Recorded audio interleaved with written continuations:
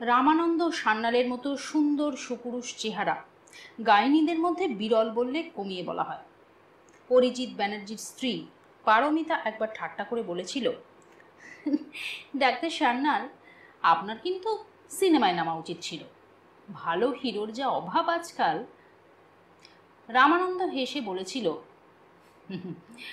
ভালো হিরোইনেরও অভাব। পারমিতা চোখ পাকিয়ে বলেছে, দেখুন মশাই, আমার ছেলে বিলেতে পড়তে গেছে, মেয়ের এবার বিয়ে দেব, আপনাদের চলে, দেখছেন না পাকা চুল নিয়েও রাজ কাপুর দিব্যি হিরো হচ্ছে, উত্তম কুমার। অনেকে বলে গাইনী হিসাবে রামানন্দ সান্যালের এই দ্রুত খ্যাতি ও আর্থিক প্রতিপত্তির পেছনে ওর চেহারাটাও কাজে দিয়েছে। প্রায় সিনেমার রোম্যান্টিক অভিনেতাদের মতো একটা সংযত অমায়িক হাসি ওর মুখে লেগেই থাকে।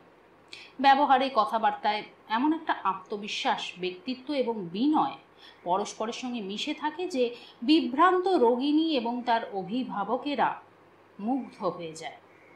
এছাড়া ওর ছাপানো লেটার হেডে যেসব দেশি বিদেশি ডিগ্রি আছে তা লিখতে রোমান হরফের বোধহয় সবকটা অ্যালফাবেটই প্রয়োজন। ওর সার্জারির হাতও অসম্ভব ভালো, যদিও কখনো কখনো রক্তে ভেজা তোয়ালে কিংবা ছুরি কাঁচি ইত্যাদি ভেতরে রেখে সেলাই সম্পন্ন করেছেন। তেমন দুর্ঘটনা অবশ্য কদাচিৎ ঘটেছে এবং তার জন্য রামানন্দর অনুশোচনা হয়নি বললে অন্যায় বলা হবে। আসলে রামানন্দ কিন্তু খুবই দায়িত্বশীল চিকিৎসক, প্রভূত টাকা উপার্জন করেছে এবং এখনো করে। নিজেরই নার্সিং হোম, বেশ বড় সড়ো, এবং তার চেয়েও বেশি খ্যাতি। এ লাইনে যথেষ্টই সকলেই সমীহ করে, কনফারেন্সে যায়, প্রেসিডেন্ট হয়, কাগজে ছবি ছাপা হয়। দীপঙ্কর রায়ের খবরটা রামানন্দ দেখেছিল, তবে তেমন গুরুত্ব দেয়নি। এরকম খবর মাঝে সাঝেই দেখা যায়। সরকারি সূত্রেও হিল্লি দিল্লির নানা রিসার্চ সেন্টারের আবিষ্কারের দাবি হঠাৎ হঠাৎ খবর হয়ে ছাপা হয়, তারপর সে সম্পর্কে আর কিছু শোনা যায় না। ভেবেছিল এটাও সেরকমই কিছু একটা। খবরটা দেখে হেসেছিল। দীপঙ্কর রায়কে মনেও পড়ল, দু একবার দেখা হয়েছে। অরিজিৎ ব্যানার্জির গৃহপ্রবেশের দিন এক কোনায় বসে কটি ইয়াং ডাক্তারের সঙ্গে খুব জমিয়ে গল্প করছিল, হাসছিল। যারা আবিষ্কার করে, সিরিয়াসলি রিসার্চ করে, তারা অন্য ধাতুতে গড়া। রোনাল্ড রস কিংবা লুই পাস্তুরের ছবির দিকে তাকালেই বোঝা যায়, ধীর স্থির গম্ভীর প্রকৃতির মানুষরা সমস্ত জীবনটা কাটিয়ে দিয়েছেন একটা আদর্শের পেছনে। রামানন্দ ভাবল, এই যে আমার সাকসেস, এর পেছনেও একটা আদর্শ কাজ করে গেছে। আজ আমার প্রভূত টাকা, বাড়ি করেছি, নার্সিংহোম করেছি, কিন্তু কজন জানে যে টাকার প্রতি আমার কোনো মোহ নেই? কি অধ্যাবসায় এবং পরিশ্রমের মধ্যে দিয়ে আমাকে বড় হতে হয়েছে সেটা কজন খবর রাখে? কত দুরূহ অপারেশন করার জন্য সাহস করে এগিয়ে গিয়েছি সেটারই বা কে হিসেব রাখে? সকালবেলাতেই অরিজিৎ ব্যানার্জির টেলিফোনটা পেয়ে হেসে উড়িয়ে দিয়েছিল রামানন্দ। খবরটাও তখনও শেষ অবধি পড়েও দেখেনি। ব্যাপারটায় ওর কোনো ইন্টারেস্ট থাকার কথাও নয়। ওসব স্কিন স্পেশালিস্টরা ভাববে, কিংবা ওইসব হোমের স্পেশালিস্ট ডাক্তাররা, আমাদের সঙ্গে কি সম্পর্ক? কিন্তু রিসিভার নামিয়ে রেখেই হঠাৎ খটকা লাগলো, অরিজিৎ হঠাৎ আমাকে ফোন করলো কেন? খবরের কাগজটা আবার টেনে নিয়ে পড়তে শুরু করলো এবং দীপঙ্করের খবরটা শেষ অবধি পড়ে বলে উঠল, আই সি। জমিটা কিনে এই বাড়িটা করার সময় পাঁচিল দিয়ে ঘিরতে গিয়ে পাশের বাড়ির সঙ্গে একটু ঝগড়া বেঁধেছিল। ওদের একটা করবি গাছের ডাল এদিকে এসে পড়েছে, ডালটা কেটে না দিলে পাঁচিল ওঠানো যাবে না। কেটে দেবেন, পাশের বাড়ির ভদ্রলোক বলেছিলেন। পাঁচিলটার হাইট তো 1 ফুট কম রাখলেই হয়। কি আবদার! আপনার ডালটাই বড় হলো আমার পাঁচিলের চেয়ে। লোকটা কি অদ্ভুত যুক্তি দেখিয়েছিল। বলেছিল, তা নয়, মানে গাছটা মা বসিয়েছিল, মারা গেছেন অবশ্য, তবে তার আশীর্বাদেই তো বাড়িটা করতে পেরেছি, মায়া হয় আর কি। এনক্রোচমেন্ট জিনিসটা লোককে বোঝানো মুশকিল। দীপঙ্করের খবরটা পড়েও সেজন্যই রামানন্দ বিচলিত হয়ে উঠল। This is encroachment. তুমি হে ছোকরা ওইসব অস্পৃশ্য রোগ নিয়ে আছো, কিছু করতে চাও করো, কিন্তু গাইনীদের এলাকায় নাক গলাচ্ছ কেন? রামানন্দ বিচলিত বোধ করল। মনে হলো একটা কিছু করা দরকার। উপস্থিত ইনকাম ট্যাক্সের ব্যাপার নিয়ে বিব্রত হয়ে আছে বলেই রাগটা আরো বেড়ে গেল। দুপুরে নার্সিং হোমের বেডগুলোয় একটা চক্কর দিয়ে আসে রামানন্দ। সে সময় অন্যান্য জুনিয়ররা থাকে, দু একজন নামকরা বন্ধু ডাক্তারও আসে, তাদের পেশেন্টদের দেখে যায়। একজন নার্স আর একজন জুনিয়র ডাক্তারকে সঙ্গে নিয়ে বেশ স্মার্ট ভঙ্গিতে ঘরে ঘরে রোগীদের দেখতে দেখতে যাচ্ছিল রামানন্দ। একটা ঘরে ঢুকে বেডের সামনে এসে দাঁড়ালো, হাসতে হাসতে বললে, ব্যাস এবার উঠে পড়ুন, হেঁটে বেড়ান। ভদ্রমহিলা বালিশে পিঠ দিয়ে পা ছড়িয়ে খবরের কাগজ পড়ছিলেন। দিন কয়েক আগে অপারেশন হয়েছে। জুতোর শব্দে কাগজটা সরিয়ে ডাক্তার সান্যালকে দেখে মুখে স্নিগ্ধ হাসি ছড়িয়ে দিলেন। ভদ্রমহিলাকে দেখলেই বোঝা যায় বেশ ধনী ঘরের স্বামী সোহাগিনী, যেমন রূপসী তেমনি সুখী সুখী ভাব। কপালের কাছে কোঁকড়ানো চুল, সুন্দর ভুরু, বাঁ চোখের নিচে ছোট একটা কালো স্পট, তিল বোধ হয়। ভদ্রমহিলাকে দেখে চট করে ধরা না গেলেও বয়স হয়েছে, 40 পার করেছেন, ঈষৎ স্থূলত্বের আভাস থেকেই বোঝা যায়। কিন্তু ধনী গৃহিণী বলেই হয়তো কথায় একটা আদুরে আদুরে ভাব, কিঞ্চিত ন্যাকামি এবং অনেকখানি বোকামি মেশানো। ভদ্রমহিলা ডাক্তার সান্যালকে দেখেই হাসলেন, জিজ্ঞেস করলেন, ডাক্তারবাবু আজ কেমন দেখছেন বলুন তো? ভালো আছি। রামানন্দ হেসে ফেলল। বিশেষ করে এই ধরনের কথা নার্স ও জুনিয়রের সামনে শুনতে হলে হাসি পাওয়ারই কথা। তবু এরাই তো রামানন্দের লক্ষ্মী, অর্থাৎ লক্ষ্মী এনে দেয়। তাই রামানন্দ হেসে বললে, ফাইন, এবার একটু একটু দাঁড়াতে হাঁটতে চেষ্টা করুন, তাহলেই ছুটি। ভদ্রমহিলাকে বেশ খুশি দেখালো, আর রামানন্দ নার্সের হাত থেকে প্রেসক্রিপশনটা নিয়ে আরও কিছু ওষুধ লিখে দেওয়ার নির্দেশ দিল জুনিয়রকে। ঠিক তখনই ভদ্রমহিলা বলে বসলেন, আচ্ছা ডাক্তারবাবু, কাগজে আজ একটা দারুণ খবর আছে, দেখেছেন? এই রোগিণীর আদুরে পানায় অভ্যস্ত হয়ে গেছেন রামানন্দ, সেজন্যই হাসতে হাসতে বললেন, কি খবর? বারে দেখেননি? বলেই কাগজটা টেনে নিয়ে আঙুল দেখালো সেই জায়গাটায় যেখানে দীপঙ্কর রায় সম্পর্কে খবরটা ছাপা হয়েছে। রামানন্দের মুখের চেহারা যেন মুহূর্তের মধ্যে বদলে গেল, কিন্তু সেটা যাতে নার্স বা জুনিয়র ধরতে না পারে সেই জন্যই রামানন্দ কেমন একটা তাচ্ছিল্যের হাসি হাসলো, বলল, দীপঙ্কর রায়ের সঙ্গে আপনার আলাপ আছে? দেখেছেন ওকে? এমন বিস্ময় মেশানো আদুরে গলায় কথাটা বললেন ভদ্রমহিলা যে রামানন্দের মনে হলো চিনি না বললে রামানন্দর নিজেরই মূল্য কমে যাবে ওর কাছে। রামানন্দ হেসে বললে, আছে। ভদ্রমহিলা সঙ্গে সঙ্গে বেশ আদুরে আদুরে কণ্ঠস্বরে প্রশ্ন করে বসলেন, ডাক্তারবাবু আপনি কিছু আবিষ্কার করেছেন? ওর এই বোকামি দেখে নার্স এবং জুনিয়র একসঙ্গে হেসে উঠল, আর রামানন্দ সেই হাসিটাও কেমন অসহ্য লাগলো। অস্বস্তি কাটাবার জন্য রামানন্দকে ব্যস্ততা দেখাতে হলো, বলল, চলি। বাইরে বেরিয়ে এসে নার্স আর জুনিয়রকে উদ্দেশ্য করে বললে, কত রকমের স্টুপিড পেশেন্টদের যে টলারেট করতে হয় না। ওরা নিঃশব্দে শুধু হাসল। রামানন্দ মনে মনে ভাবল, এইসব মূর্খ সাধারণ মানুষেরাই আমাদের বুকের মধ্যে ঈর্ষা জ্বালিয়ে দেয়। দীপঙ্কর রায়ের ওপর ওর তো কোনো রাগ নেই, ঈর্ষাও ছিল না, ঈর্ষা করার মতো তার আছেই বা কি? এতদিনে নামের পাশে অ্যাসিস্ট্যান্ট প্রফেসর লিখতে পারছে। রামানন্দ কত কাল আগে ওসব পাঠ চুকিয়ে এসেছে, প্রফেসরও হয়েছিল। একটা পুরো গাইনি ডিপার্টমেন্ট ছিল ওর হাতে। প্রাইভেট প্র্যাকটিস করতে পারবে না কি সব আইন কানুন, এইসবের জন্য চাকরিতেই ইস্তফা দিয়ে দিল রামানন্দ। এর নাম হলো যোগ্যতা। দীপঙ্করকে ঈর্ষা করবেই বা কেন? না টাকা করতে পেরেছে, না চাকরিতে উন্নতি। চাকরিতে কি করে উন্নতি করতে হয় সেটুকু জানেও না। ও যদি সত্যি সত্যি কিছু একটা আবিষ্কার করে বসে থাকে, রামানন্দের ক্ষতি নেই। কিন্তু ওর কথাবার্তা শুনেই বোঝা যাচ্ছে সমস্ত ব্যাপারটা পাগলের প্রলাপ, একটা রোগের ভ্যাকসিন। তার সঙ্গে বন্ধাত্ম দূরীকরণ আসে কোত্থেকে? কেন স্যার, চিকেন পক্সের সঙ্গে যদি সম্পর্ক থাকতে পারে? একটা পেপারে পড়েছিলাম, চিকেন পক্স যদি পিউবার্টি অ্যাটেন্ড করার পর কোনো মেয়ের হয় অনেক সময়। রামানন্দ হেসে উঠল, হাহারে সে অন্য ব্যাপার। একটা রোগ হলে শরীরের কোথাও কোথাও ক্ষতি তো করতেই পারে, যেমন অন্ধ হয়ে যায়। রামানন্দ নার্সিংহোমে যে ঘরটিতে বসে, সে ঘরে তখন জনা কয়েক গণ্যমান্য চিকিৎসক, বেশ কয়েকজন অল্প বয়সী। ডাক্তার বিশ্বাস বললেন, আমি কিন্তু বিশ্বাস করেছি। রামানন্দ হেসে উঠল, আপনার নামেই তো বিশ্বাস। রামানন্দ বন্ধু হলেও তার এই ধরনের খেলো কথায় ডাক্তার বিশ্বাস একটু আহত হলেন, বিশেষ করে ইয়াং ছেলেগুলো হেসে উঠল বলে। উনি চুপ করে গেলেন। রামানন্দ বললে, দীপঙ্করের ওটা একটা স্টান্ট, প্রমোশন পাওয়ার রাস্তা তৈরি করছে, কিংবা পিজিতে ট্রান্সফার চাইছে। আরেকজন বলে উঠল, ঠিক ধরেছেন, হেলথ ডিপার্টমেন্ট আবার এইসব আবিষ্কার শুনলে ঘাবড়ে যায়, সমীহ করে। ডাক্তার বিশ্বাস ছাড়া আর সকলেই হো হো করে হেসে উঠল। রামানন্দর ভক্ত শিষ্য এক বাচ্চা ডাক্তার, রুজি রোজগারের জন্য যাকে রামানন্দর ওপরই নির্ভর করতে হয়, সে বেশ উত্তেজিত হয়ে বলে উঠল, স্যার, এর নাম তো প্রতারণা।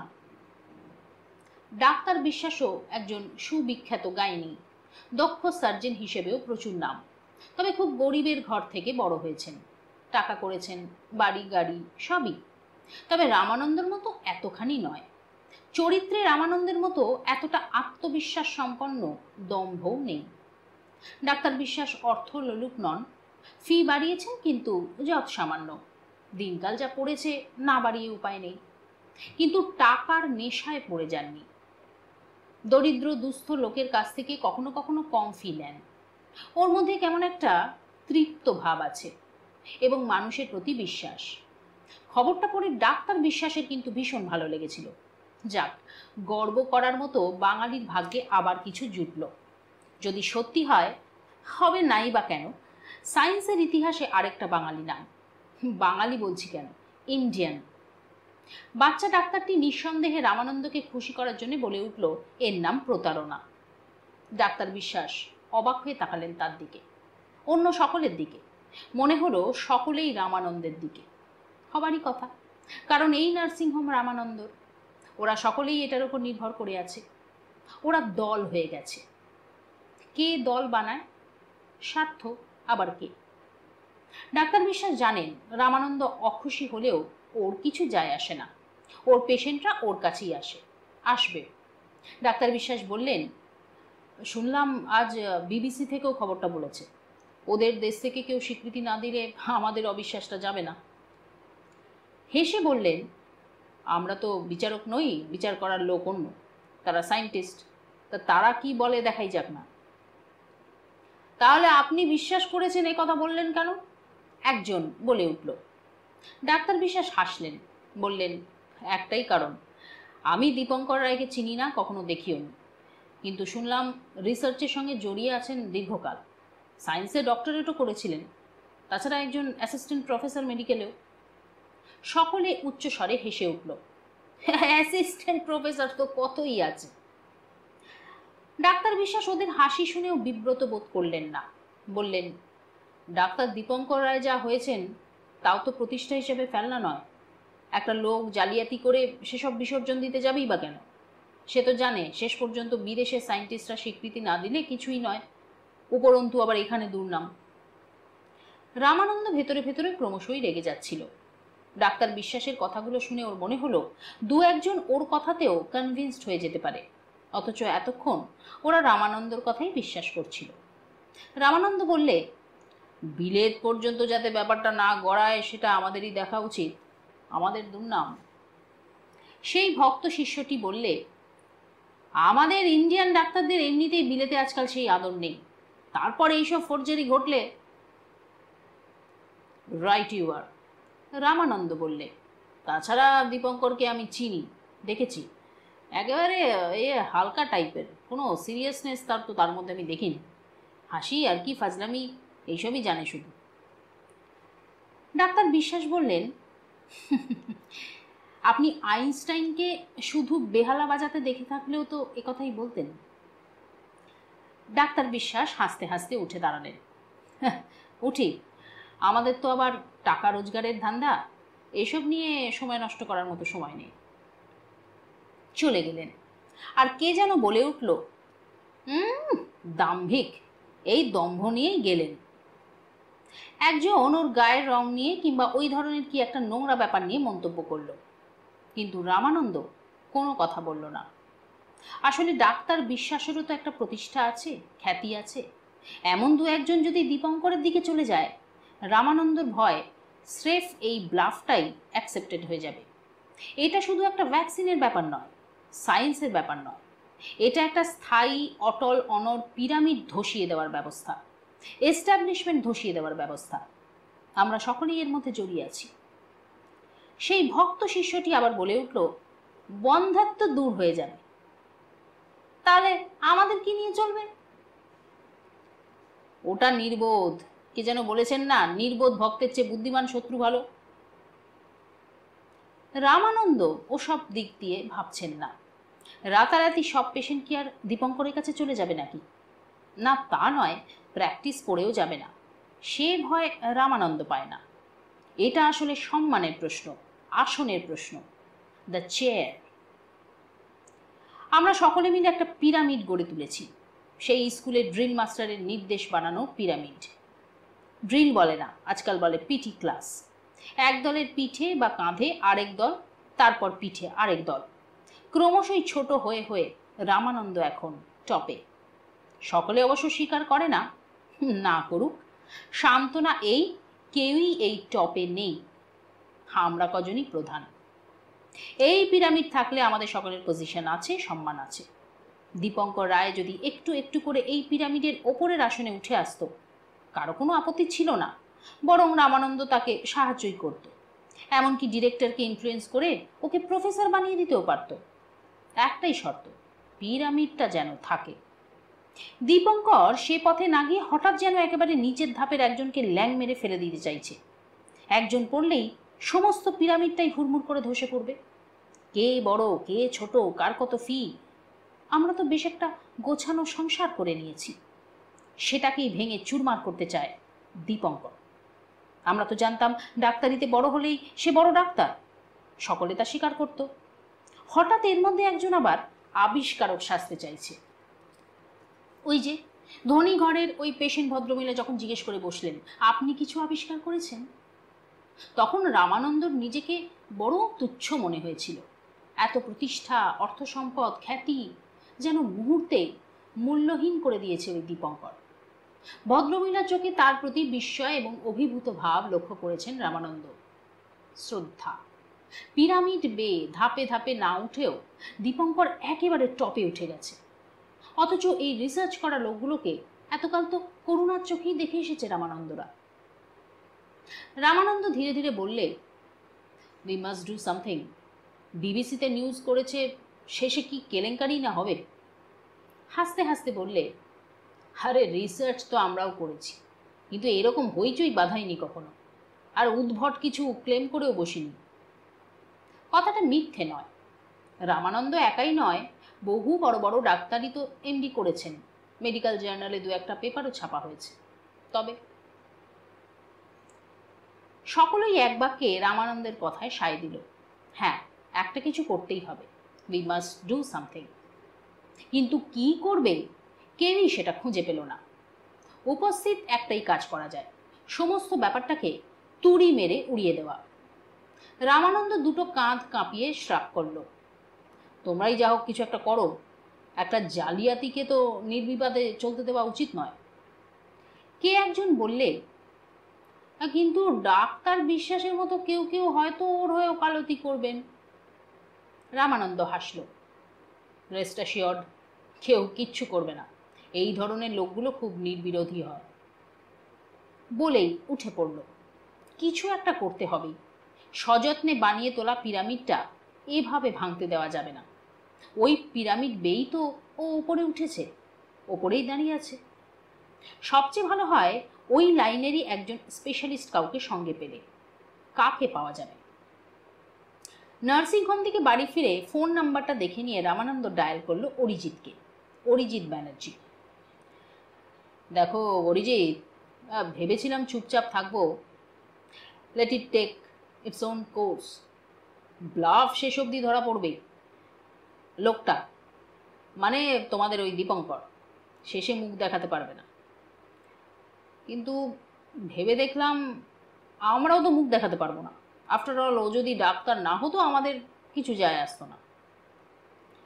অরিজিৎ বললে, রাইট ইউ আর, আমাদের লজ্জা। আরে পারমিতাকে সে কথাই তো বোঝাতে পারছি না, মেয়েদের মাথায়, বুঝলে কি না? আরে কিচ্ছু নেই। ও আবার রাত্রিরে ওকে খাবার নেমন্তন্ন করে বসতে চাইছে। আমার পক্ষে ওপেনলি তো কিছু বলা মুশকিল, গৃহবিবাদ হয়ে যাবে। অরিজিৎ হাসল। রামানন্দ বললে, হ্যাঁ কিন্তু কর্তব্য বলে একটা কথা আছে, আমাদের প্রফেশনকে আমরা মাটিতে তো মিশিয়ে দিতে পারি না। অরিজিৎ বললে, হ্যাঁ ঠিকই তো। আর শোনো, ডিরেক্টর ফোন করেছিলেন, বললেন ডেকে পাঠিয়ে প্রশ্ন করেছিলেন দীপঙ্করকে। আরে হোয়াট অডাসিটি! বলেছে কি না, I have nothing to add. আরে খুব চটে আছেন ডিরেক্টর, এক্সেপশন নিয়েছেন। আমরা সাপোর্ট করছি কিনা জানতে চাইলেন। সাপোর্ট? রামানন্দ শব্দ করে হেসে উঠল, বললে, নিশ্চিন্তে থাকো, আমি ফেউ লাগিয়ে দিচ্ছি। ওকে মেজাজ দেখাতে পারে, but he shall have to face all of us. He should explain. আমরা রিপোর্টার নই যে যে যা বললো বিশ্বাস করে নিলাম। অরিজিৎ বললে, ফাইন, তোমরা ওকে মিট করতে বলো, আর হ্যাঁ, ডিরেক্টরের সঙ্গে একবার কথা বলে নাও। ফোন ছেড়ে দিল অরিজিৎ। তাড়াহুড়ো করে বললে, এখন রাখছি, হ্যাঁ, পরে কথা হবে। রামানন্দ স্পষ্ট বুঝতে পারল অরিজিতের স্ত্রী কাছে এসে গেছে, তাই কথা বলতে চাইল না। অরিজিতের এই ব্যাপারটা ওর ভালো লাগে না।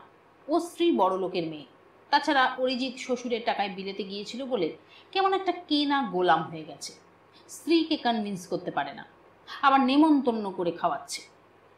এদিক থেকে রামানন্দর কোনো ঝামেলা নেই, ও যা বলে স্ত্রী সেটাই বিশ্বাস করে, সেজন্যেই বেশ নিশ্চিন্ত ছিল। কিন্তু ওই নার্সিং হোমের পেশেন্ট ভদ্রমহিলা জ্বালা ধরিয়ে দিয়েছে। বোকা বোকা আদুরে গলায় নার্স আর জুনিয়রের সামনে বললে, আপনি কিছু আবিষ্কার করেছেন। তার ওপর আবার ওই ডাক্তার বিশ্বাস। খাবার টেবিলে 3টে পিঁপড়ে ঘুরে বেড়াচ্ছিল। হাতের জ্বলন্ত সিগারেটটা তাদের গায়ে একে একে ছুঁয়ে দিতেই জড়িয়ে গিয়ে জড় পদার্থ হয়ে গেল। এবার সিগারেটটা অ্যাশট্রেতে টিপে নিভিয়ে দিল রামানন্দ।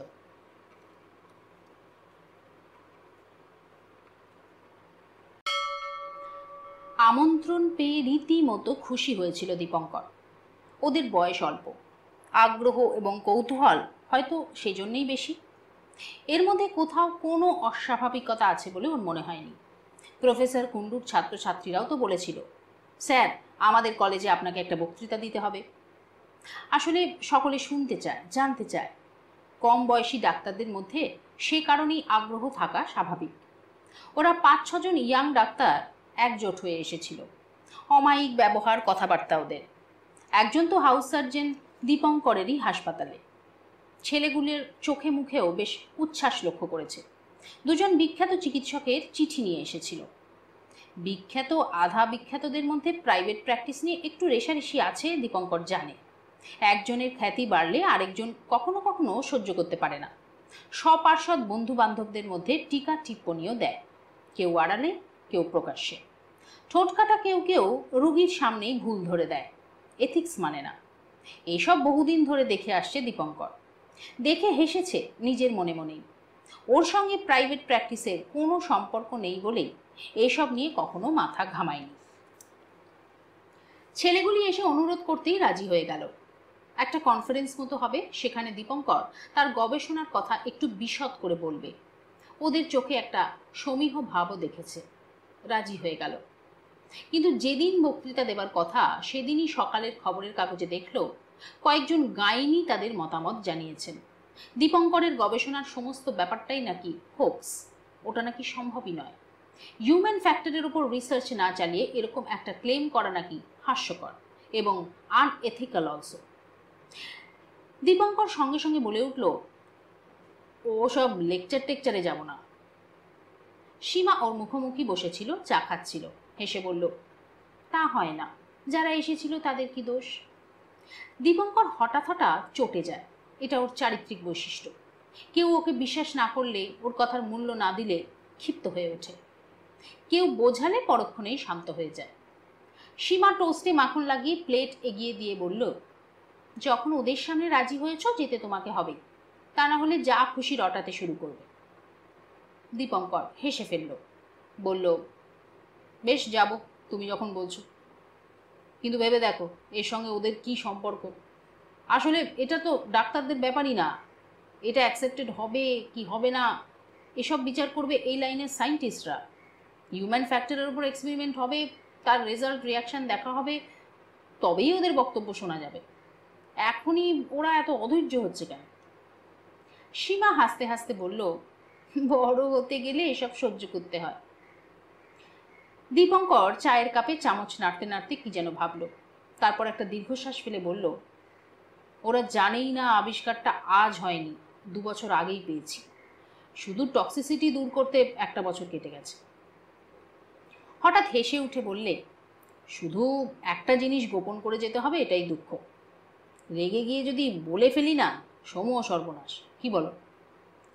সীমা শান্ত গলায় বললে, তোমার একার নয়, সেটাও মনে রেখো।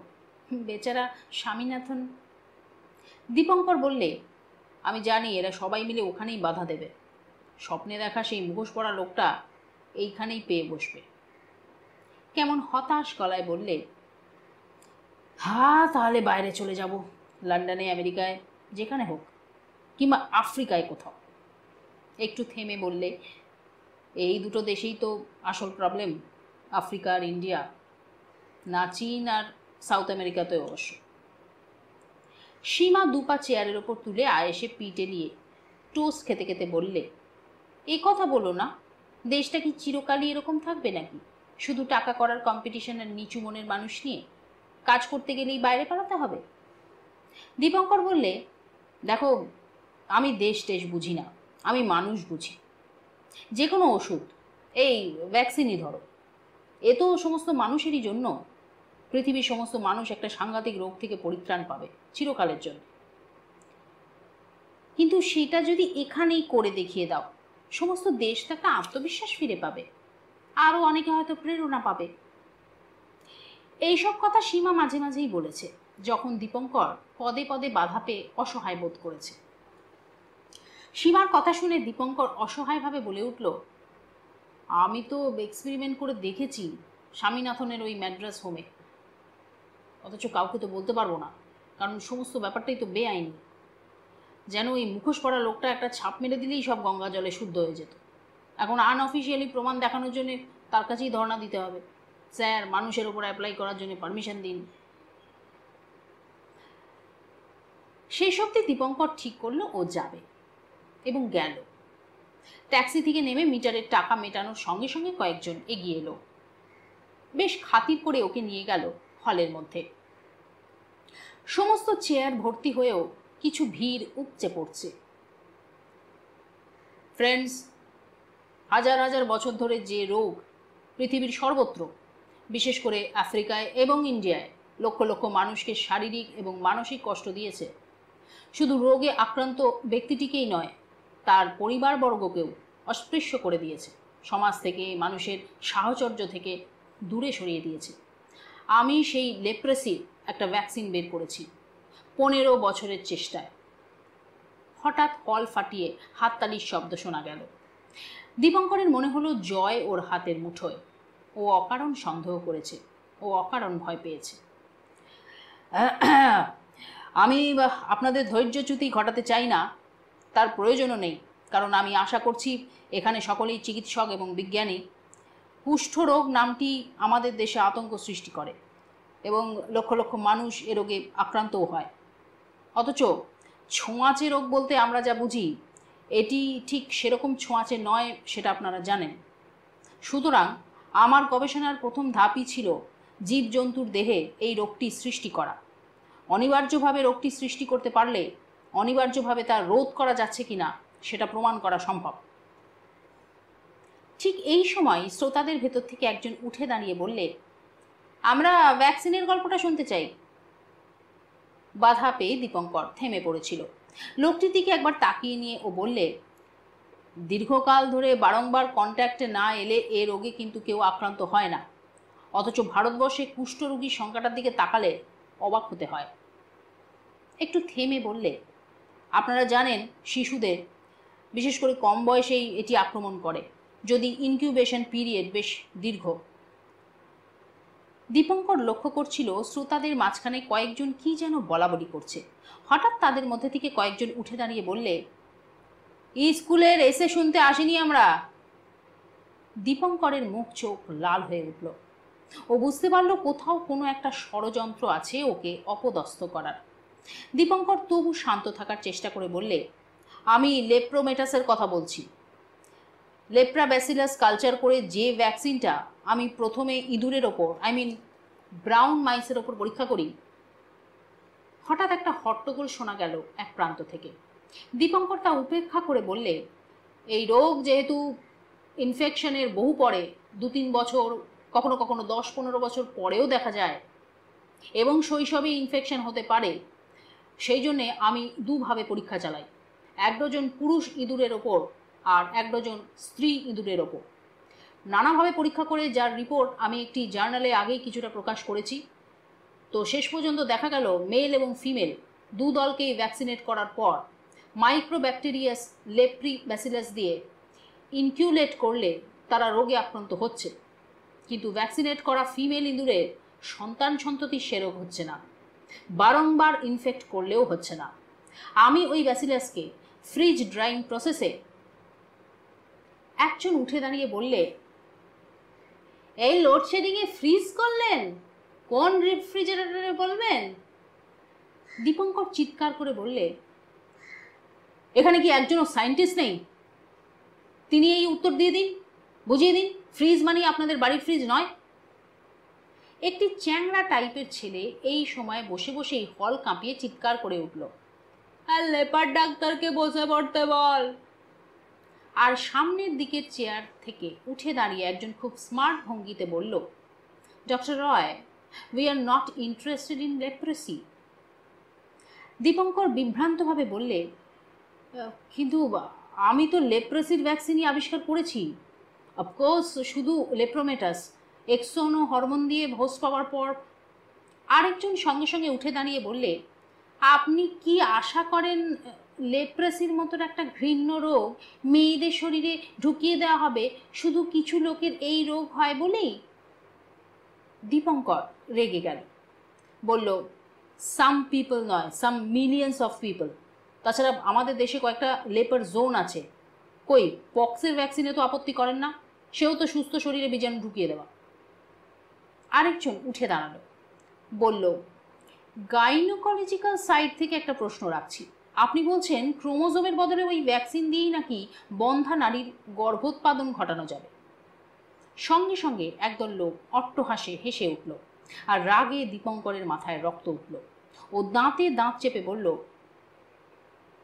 এটা সার্কাসের অ্যারেনা নয় বলেই ভেবেছিলাম, কিন্তু দেখা যাচ্ছে অনেকেই এখানে জোকারের খেলা দেখাচ্ছেন এবং অনেকে তা দেখে বেশ আনন্দও পাচ্ছেন। সঙ্গে সঙ্গে একদল লোক চেয়ার ছেড়ে লাফিয়ে উঠল, উইথড্র উইথড্র। দীপঙ্কর লক্ষ্য করে দেখল অধিকাংশ শ্রোতাই তাদের ব্যবহারে বিরক্ত, কিন্তু নিরুপায়। একজন সাহস করে বলেও বসল, ডক্টর রয়, আপনার বক্তব্য আপনি বলে যান। আরেকজন শ্রোতাদের উদ্দেশ্যে বলল, আরে আমাদের শুনতে দিন।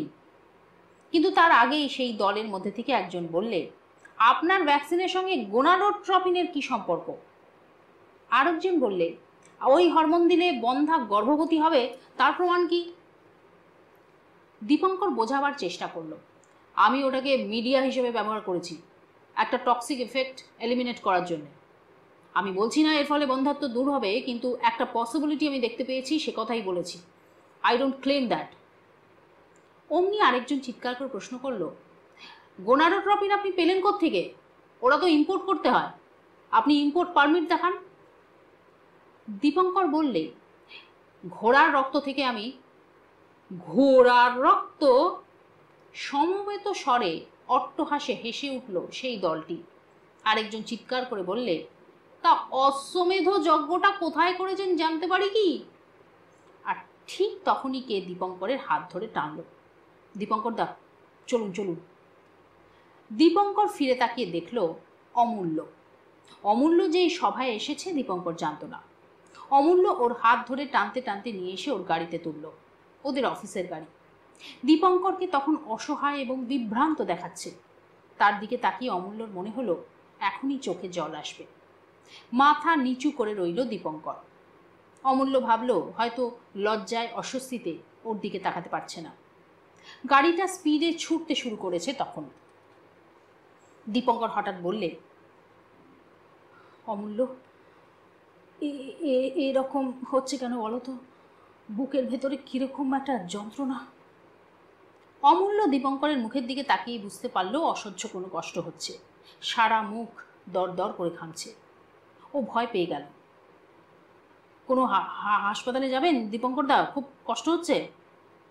দীপঙ্কর কোনো রকমে বললে, হাসপাতাল? ডাক্তার? না অমূল্য, যদি হার্ট অ্যাটাকও হয়, I want to die in peace. আমাকে বাড়িতে সীমার কাছে নিয়ে চলো। অমূল্য কি করবে ঠিক করতে পারল না। ভাবলো বাড়িতেই পৌঁছে দিই, ওখান থেকেই কোনো হার্ট স্পেশালিস্টকে ডাকবে। এখন আর অমূল্য কোনো হাসপাতাল বা ডাক্তারের উপর ভরসা রাখতে পারছে না। কে শত্রু আর কে মিত্র চিনে বের করা মুশকিল। কে সত্যিই চিকিৎসক আর কে টাকা রোজগারের যন্ত্র তা খুঁজে বের করা যাবে না। অমূল্য অবাক হয়ে গেছে। এই একটা মাত্র ঘটনা যেন ওর চোখ খুলে দিয়েছে। ও একজন রিপোর্টার এবং নিজেকে এতদিন অত্যন্ত দায়িত্বজ্ঞান সম্পন্ন রিপোর্টার ভেবে এসেছে। সমাজের কোথায় কি গলদ দেখতে পেয়েছে এবং দেখিয়েছে, কিন্তু এই প্রথম ওর মনে হলো এতদিন ও এই সমাজটাকেই দেখেনি। আসলে ও এইমাত্র যা দেখে এলো সেটা শুধু একটা সভা নয়, যেন এই দেশেরই একটা ক্ষুদ্র প্রতিচ্ছবি। এই শিক্ষিত সমাজের প্রতীক, এই উচ্চ শিক্ষিত সমাজে এরা শুধু ডাক্তার নয়, এরাই বৈজ্ঞানিক, ইঞ্জিনিয়ার, সাহিত্যিক, শিল্পী, সঙ্গীতজ্ঞ, অভিনেতা, গবেষক, সরকারি আমলা, রাজনৈতিক নেতা, শিক্ষক, অধ্যাপক। এরাই দেশ, এরাই সমাজ। এদের মধ্যে একটা ছোট দল ঈর্ষায় জ্বলছে, স্বার্থে আঘাত লাগলে অন্ধ, জ্ঞানীকে সম্মান জানাতে জানে না, গুণীকে বুঝতে পারে না, বুঝতে চায় না। এরা শুধুই দল গড়তে জানে। এরা চিৎকার করে, হট্টগোল বাধায়, অপরকে শুনতে দেয় না। এরা মুষ্টিমেয়, কিন্তু নির্বিরোধ সকলের ওপর কলঙ্ক লেপে দেয়। কেউ একজন ওদের ছাড়িয়ে উঠছে দেখলে তাকে টেনে নামাবার জন্য সমস্ত দেশটাকেই তলিয়ে দেয়। শ্রোতাদের মুখের দিকে তাকিয়ে দেখেছে অমূল্য। তাদের মুখের ওপর বিশ্বাস লেখা ছিল। তারা গর্বিত, তারা শুনতে চেয়েছে, বুঝতে চেয়েছে। কিন্তু একটা ছোট্ট দলের ষড়যন্ত্রের কাছে তারা কত অসহায়। কারণ তারা নির্বিরোধ, তারা প্রতিবাদ করে না, প্রতিরোধ করে না, তাদের গলার স্বর ক্ষীণ। তুমি অধ্যাপক, ভাবছো ওটা ডাক্তারদের ব্যাপার। তুমি হার্ট স্পেশালিস্ট, ভাবছো ওটা গাইনিরা করেছে। তুমি সাহিত্যিক, তুমি শিল্পী, সরে দাঁড়াতে চাইছো তোমার সাহিত্যের বা শিল্পের জগতে। তুমি পদার্থবিজ্ঞানী, কল্পনাও করো না তোমার ল্যাবরেটরির দরজা বন্ধ থাকলে তুমি নিশ্চিন্ত। তুমি রাজনৈতিক নেতা, শোষণ থেকে মুক্ত করার আগে এদের শাসন থেকে মুক্ত হও। তুমি সরকারি আমলা, এদের সঙ্গে হাত মিলিয়ে তুমি বাঁচতে পারবে না। তুমি যত সাধারণই হও, যত খাটো মাপেরই হও, তোমার আপন ভূমিতে দাঁড়িয়েও তুমি একদিন একটা দীপঙ্কর হয়ে যাবে। তুমি যদি ভেবে থাকো নির্বিরোধ নির্বিকার থাকলেই বেঁচে যাবে, ভুল ভেবেছ। তোমরা সকলে মিলে আজ দীপঙ্কর রায়কে একা করে দিয়েছ। একদিন তোমরাও একা হয়ে যাবে, কেউ তখন পাশে এসে দাঁড়াবে না। দীপঙ্কর দা, এখনো কি কষ্ট হচ্ছে? বাড়ির কাছে এসে অমূল্য জিজ্ঞেস করল। দীপঙ্কর শুধু মাথা নেড়ে বলল, না। বাড়ির দরজায় তখন গাড়ি এসে দাঁড়িয়েছে। অমূল্য গাড়ি থেকে নেমেই হাত বাড়িয়ে দিল, বলল, আসুন। দীপঙ্কর হাসল, নিজেই নামতে নামতে বলল, তুমি আর হাত বাড়িয়ে কি করবে অমূল্য? আমাকে তো একা একাই হাঁটতে হবে, এখনো অনেকখানি রাস্তা বাকি। অমূল্য কোনো জবাব দিতে পারল না।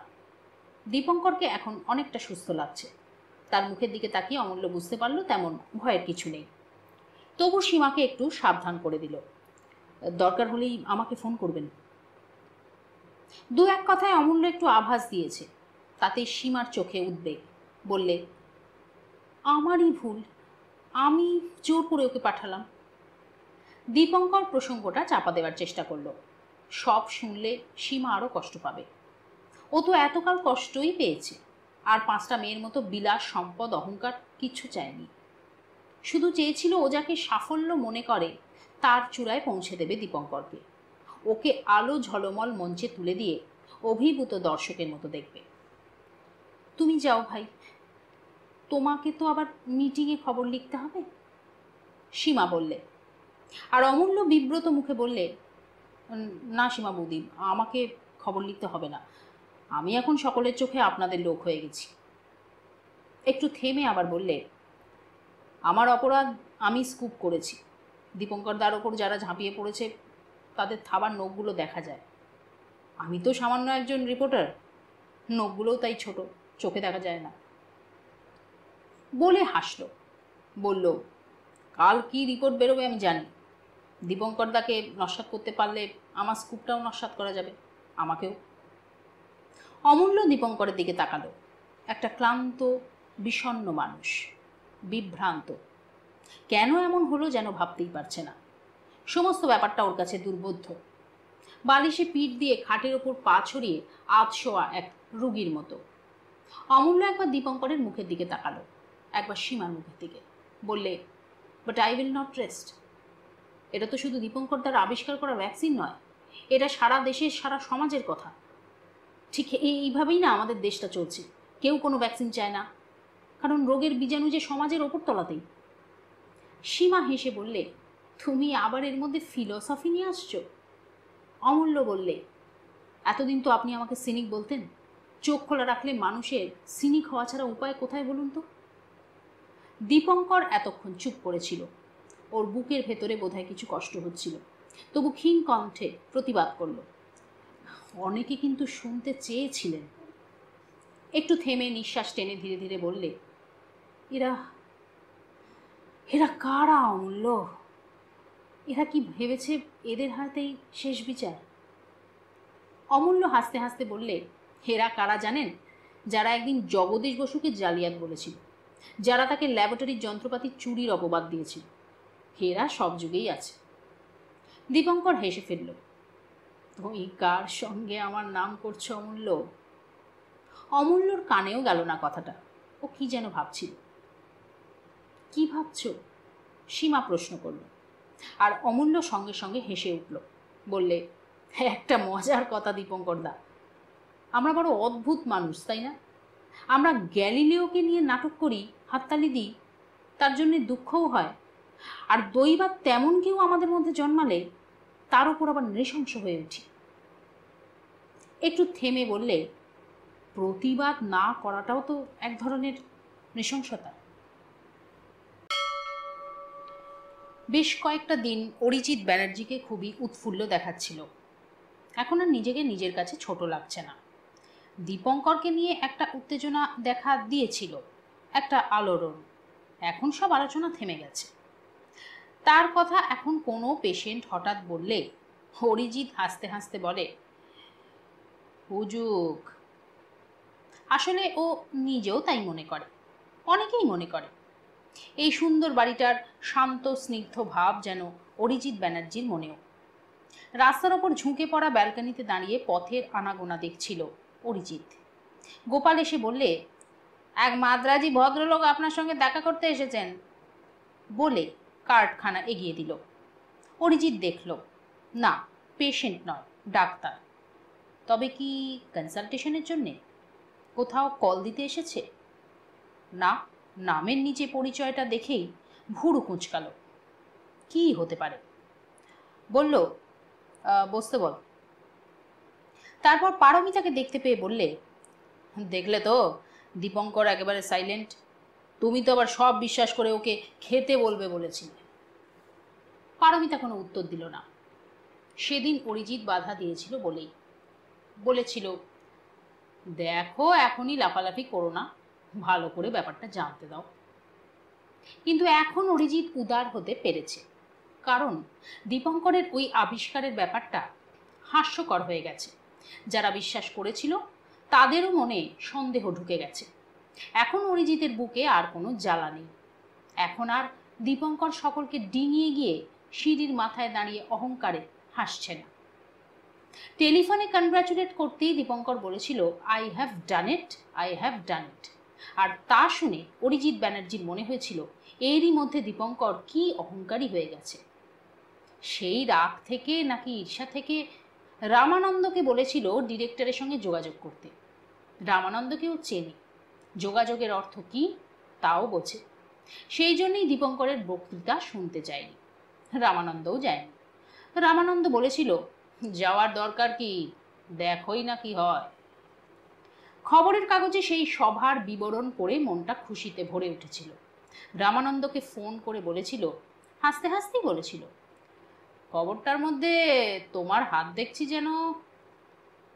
রামানন্দ হেসেছে, না না, আমি তো ভাবছিলাম ডিরেক্টরের হাত আছে, তারপর দেখলাম তা নয় অবশ্য। আসলে দীপঙ্কর রায়ের এমন মিজারেবল অবস্থা দেখে রিপোর্টাররাই বা কি লিখতে পারে বলো। সভার বিবরণ পড়ে পারমিতা কিন্তু খুব মুষড়ে পড়েছিল। এত মুষড়ে পড়ার কি আছে অরিজিৎ বুঝতে পারে না। আসলে মেয়েদের মাথায় বুদ্ধি শুদ্ধি একটু কম, চট করে বিশ্বাস করে বসে। খবরের কাগজটা দেখিয়ে অরিজিৎ বলেছিল, দেখেছো আমি যা বলেছিলাম ঠিক তাই, সমস্ত ব্যাপারটাই একটা বিগ হোক্স। দীপঙ্কর একটা প্রশ্নেরও জবাব দিতে পারেনি।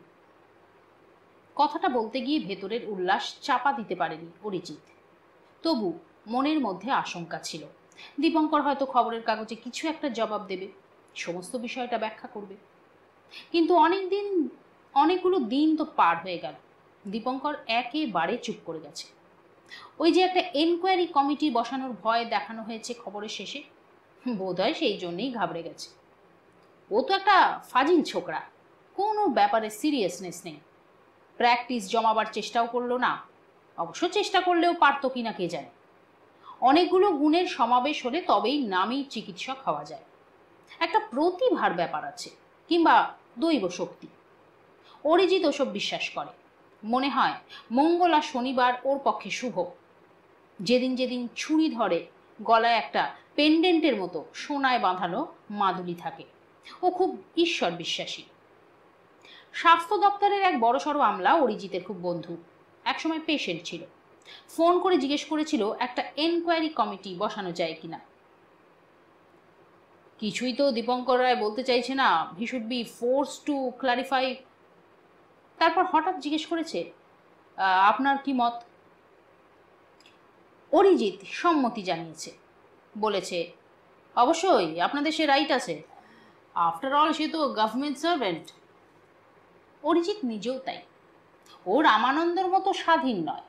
ওর এই ধরনের কোনো ব্যাপারে স্বাস্থ্য দপ্তর নাক গলাতে এলে নিশ্চয়ই চটে যেত। আমার চাকরির এলাকার বাইরে তোমাদের হস্তক্ষেপ করার অধিকার কোথায় পেলে? আসলে স্বাস্থ্য দপ্তরের সঙ্গে অরিজিৎ ব্যানার্জির মতো নামী এবং উচ্চপদস্থ ডাক্তারদের বেশিরভাগেরই একটা বিচিত্র সম্পর্ক আছে, ভেতরে ভেতরে পারস্পরিক রেষারেষি থাকলেও। এক পক্ষের ধারণা, তুমি যত বড় ডাক্তারই হও, অ্যাডমিনিস্ট্রেশনের দিক থেকে তুমি আমাদের অধীন। অ্যাডমিনিস্ট্রেশন বলতে অবশ্য কোথাও সীমারেখা টানা আছে তা ওরা বিশ্বাস করে না। অন্য পক্ষ যথাসাধ্য স্বাধীন থাকার চেষ্টা করে, তবে মানিয়েও চলে। আমলাদের অকারণে চটিয়ে দিয়ে ঝামেলা সৃষ্টি করে লাভ তো কিছু নেই। অরিজিৎ এনকোয়ারির ব্যাপারে সায় দিয়েছে, কিন্তু দীপঙ্করকে জব্দ করার জন্য নয়। ও তো একটু পাগলাটে ধরনের, হয়তো ঠাট্টা তামাশা করেই কিংবা নিউজে আসবার জন্যে কোনো একটা রিপোর্টারকে বলেছিল। শেষ পর্যন্ত সেটা যে এমন হইচই বাঁধাবে সেটা ভাবেনি। এখন সে চুপ করে গেছে বলেই অরিজিতের আর বিশেষ কোনো রাগও নেই ওর ওপর, বরং দীপঙ্করের জন্য একটু মায়াই হচ্ছে। বেচারা এখন উদ্ধার পেয়ে গেলে অরিজিৎ খুশি হয়, কিন্তু এনকোয়ারির ব্যাপারে সায় না দিয়ে ওর উপায় নেই। কারণ ওর বুঝতে অসুবিধা হয়নি এর পেছনে আরও হোমরা চোমরা কেউ আছে। ডিরেক্টর, সেক্রেটারি, মন্ত্রী, কে জানে কে। এখন বেচারা চাকরি নিয়ে টানাটানি না হলেই অরিজিৎ নিশ্চিন্ত হতে পারে। কিন্তু কেউ কিছু একটা আবিষ্কার ক্লেম করলে কি সরকারি এনকোয়ারি কমিটি বসে? কখনো কি বসেছে? অরিজিৎ ঠিক জানে না। এসব তো সায়েন্স কংগ্রেসে পড়া হয়, জার্নালে বেরোয়। যাদের যোগ্যতা আছে তারা মতামত দেয়, নানা দেশে আলোচনা হয়, এক্সপেরিমেন্ট হয়, তারপরে স্বীকৃতি পায় বা পায় না। জগদীশ বসুকে নিয়ে কি সরকারি এনকোয়ারি হয়েছিল? মেঘনাথ সাহা কিংবা সত্যেন বোস? খুব একটা বড় আবিষ্কার না হলেও মেডিকেল সায়েন্সেও তো ছোটোখাটো আবিষ্কার অনেকেই করছে, পেপার পড়া হয়, জার্নালে বেরোয়। কই সেসব নিয়ে সরকারি এনকোয়ারির কথা তো মনে পড়ে না। হঠাৎ দীপঙ্করকে নিয়েই বা এসব হচ্ছে কেন? অরিজিতের কাছেও রহস্য ঠেকেছে। খবরটা ওর খুব ভালো লাগেনি। একটু ঈর্ষা হয়েছিল ঠিকই, কেমন যেন মনে হয়েছিল ছোট হয়ে গেলাম। বিশ্বাসও হয়নি, মনে হয়েছে ব্লাফ। কিন্তু দীপঙ্করকে নিয়ে এই এনকোয়ারির ব্যাপারটাও ভালো লাগছে না। তোমরা কে হে? অরিজিতের নিজেকে বড় অসহায় লাগছে। ইচ্ছে হচ্ছে ফোন করে জানিয়ে দেয়, শুধু মাসে মাসে কটা টাকা মাইনে দেন বলে কি আমরা আপনাদের কেনা গোলাম? আমি কি নিয়ে রিসার্চ করি বা না করি তার সঙ্গে আপনাদের কি সম্পর্ক? তার জন্য অনেক জ্ঞানীগুণী লোক সারা পৃথিবীতেই আছে, আপনারা কে মশাই? কিন্তু অরিজিৎ ভেবে দেখলো তা সম্ভব নয়। ওই আমলাদের কাছে ও বড়ই অসহায়। কারণ ডিরেক্টর থেকে শুরু করে কেরানি অবধি সকলেই ওকে খাতির করে। চাকরির জীবনে আরো ওপরে ওঠা সিঁড়িতে ওরা সহায় হবে বলে নয়, আসলে কারো ভালো জায়গায় বদলি বা কলকাতায় ফিরিয়ে আনা, কারো গাফিলতি ধরা পড়লে তাকে বাঁচানো, কারো প্রমোশন, এইসব বিষয়ে ওরা কিন্তু অরিজিতের অনুরোধ রাখার চেষ্টা করে। সম্ভব হলে করেও দেয়। এও তো এক ধরনের প্রতিপত্তি। এটা তো পারস্পরিক সম্পর্কের উপরই নির্ভর করে। সব ক্ষেত্রে ন্যায় অন্যায় বিচার করলে চলে না। তেমন সাংঘাতিক কিছু ঘটলে তখন দেখা যাবে। অরিজিৎ নিজেই তখন দীপঙ্করকে বাঁচাবে। কিন্তু দীপঙ্করের কি একবার আসা উচিত ছিল না? অরিজিৎ ভদ্রতা করে বলেছে যাব একদিন, সেই যেদিন কনগ্রাচুলেট করেছিল। অরিজিৎ উঁচু ধাপের যেখানে দাঁড়িয়ে আছে সেখানে দাঁড়িয়ে যাব একদিন বলাটাই যথেষ্ট সম্মানের। দীপঙ্করের তো নিজেরই আসা উচিত ছিল। চা শেষ করে ভিজিটিং কার্ডটা নিয়ে নেড়েচেড়ে দেখলো অরিজিৎ। আরে, একে এতক্ষণ বসিয়ে রেখেছি, ডক্টর স্বামীনাথন। কই মনে পড়ছে না, আলাপও নেই। কিন্তু নামের পরে বিদেশি ডিগ্রিগুলো চোখে পড়ল, ক্ষুধে অক্ষরের পরিচয়ও। নেমে এলো, বসিয়ে রাখার জন্য ক্ষমা চাইল অমায়িক হাসির পরে ব্যস্ততা জানিয়ে। বসুন বসুন, আমি মাদ্রাসে একটা লেপ্রসি হোম চালাই। স্বামীনাথন গুরুগম্ভীর মুখে বললেন, আমাদের ওদিকে এটা একটা বিরাট প্রবলেম। আমি বিলেতে এই বিষয়ে পড়াশুনো করতে গিয়েছিলাম, ফিরে এসে নিজেই একটা লেপ্রসি হসপিটাল শুরু করি। অরিজিতের ভুরু কুঁচকে উঠল, কৌতূহল জাগল। লেপ্রসি? হ্যাঁ বলুন, কি করতে পারি আমি? স্বামীনাথন হেসে বললেন, না না, তেমন কিছু নয়। আসলে আমি ডক্টর রয়ের সঙ্গে দেখা করতে এসেছিলাম। একটু থেমে বললেন, I don't understand you Bengalis. একটা ক্রুদ্ধ বিরক্তির রেখা ফুটে উঠল অরিজিতের কপালে। ওয়াই? স্বামীনাথন সঙ্গে সঙ্গে বলে উঠলেন, না না, আপনাকে বলছি না। ডক্টর রয়কে যে কজন কনগ্রাচুলেট করেছেন আপনিও তাদের মধ্যে একজন। I know that. ডক্টর রয় আমাকে বলেছেন, আমি সেজন্যই দেখা করতে এলাম। কথাটা অরিজিতের বুকের মধ্যে কাঁটার মতো বিঁধল, কিন্তু মুখে প্রকাশ করল না। স্বামীনাথন বললেন, কিছু মনে করবেন না। গ্রেটনেস যতক্ষণ না অ্যাকসেপ্টেড হয় ততক্ষণ আপনারা তাকে খুন করার জন্য নৃশংস হয়ে ওঠেন, আর যখন অ্যাকসেপ্টেড হয় তখন তাকে এমন মাথায় তোলেন যেন পৃথিবীতে আর কোথাও কোনো গ্রেট ম্যান জন্মায়নি। অরিজিৎ বোঝবার চেষ্টা করলো লোকটা কোথায় যেতে চাইছে। আপনার আসল কথাটা বলুন এবার, অরিজিৎ বলল। ডক্টর স্বামীনাথন বললেন, উনি কিন্তু সত্যি একটা ভ্যাকসিন আবিষ্কার করেছেন লেপ্রসির। It will eradicate the disease from the world. আমি গোড়া থেকেই জানি টক্সিক এফেক্ট নেই। অরিজিৎ ভেতরে ভেতরে বিব্রত বোধ করছিল। ঠিক এরকম একটা ওকালতি শুনতে হবে ভাবেনি। বলল, এত তাড়াতাড়ি ক্লেম করা উচিত হয়নি ওর। আফটার অল মানুষের ওপর প্রয়োগ না হলে। হয়েছে, remarkable result, believe it or not. Arijit চমকে উঠে বলল, কোথায়? স্বামীনাথন মাথা নামিয়ে বললেন, আই কান্ট সে দ্যাট। আপনি ওর হিতৈষী জেনেই বললাম, হয়েছে। তারপর স্বামীনাথন হাসতে হাসতে বললেন, সমস্ত রিপোর্ট আমি বাইরে পাঠিয়েছি, অ্যাব্রড। দুটো জায়গা থেকে ওর ইনভিটেশন আসছে। You don't know what is waiting for him and for us Indians. অরিজিতের মুখ দিয়ে কোনো কথা সরল না। স্বামীনাথন বললেন, he is completely run round doctor Roy, এরকম বিহেভিয়ার উনি আশাই করেননি।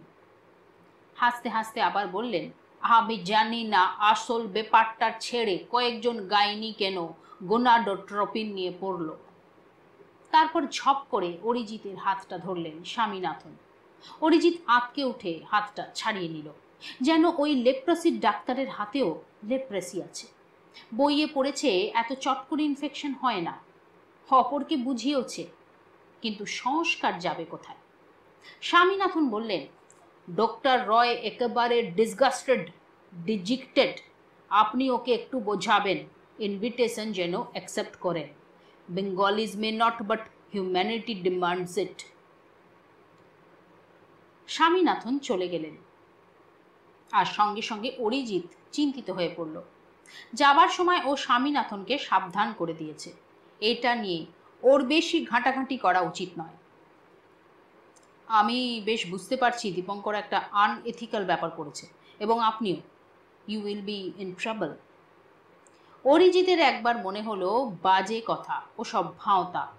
পরেক্ষণে মনে হলো কি দুঃসাহস, গভর্নমেন্টের পারমিশন না নিয়ে এরকম একটা কাণ্ড কেউ করতে পারে? মানুষের ওপর প্রয়োগ করেছে, তাও আবার লুকিয়ে লুকিয়ে। জানাজানি হলে ওকে তো কেউ রক্ষা করতে পারবে না। কিন্তু সবচেয়ে দুর্ভাবনা, ইনভিটেশন আসছে ফ্রম অ্যাব্রড। রামানন্দ, যদি জালিয়াতি হয়, কি দুর্নামই না হবে ইন্ডিয়ানদের। সেখানে গিয়ে যদি ধরা পড়ে, বাঙালি আর মুখ দেখাতে পারবে না। স্বামীনাথন চলে যেতেই ফোন করে রামানন্দকে জানিয়ে দিল অরিজিৎ। রামানন্দ হাসতে হাসতে উত্তর দিল, নিশ্চিন্ত থাকো, এনকোয়ারি কমিটি ওর বীজ দাঁত ভেঙে দেবে। পারমিতা শুনছিল, কখন বা পেছনে এসে দাঁড়িয়েছে। অরিজিতের কথা শুনল, কিন্তু রামানন্দর কথা শুনতে পেল না। হঠাৎ বললে, কিসের দুর্নাম? অরিজিৎ বিব্রত বোধ করল। পারমিতা তো বিশ্বাস করে বসে আছে, কিন্তু অরিজিতের মনের মধ্যে যে কি চলছে তাও বুঝবে না।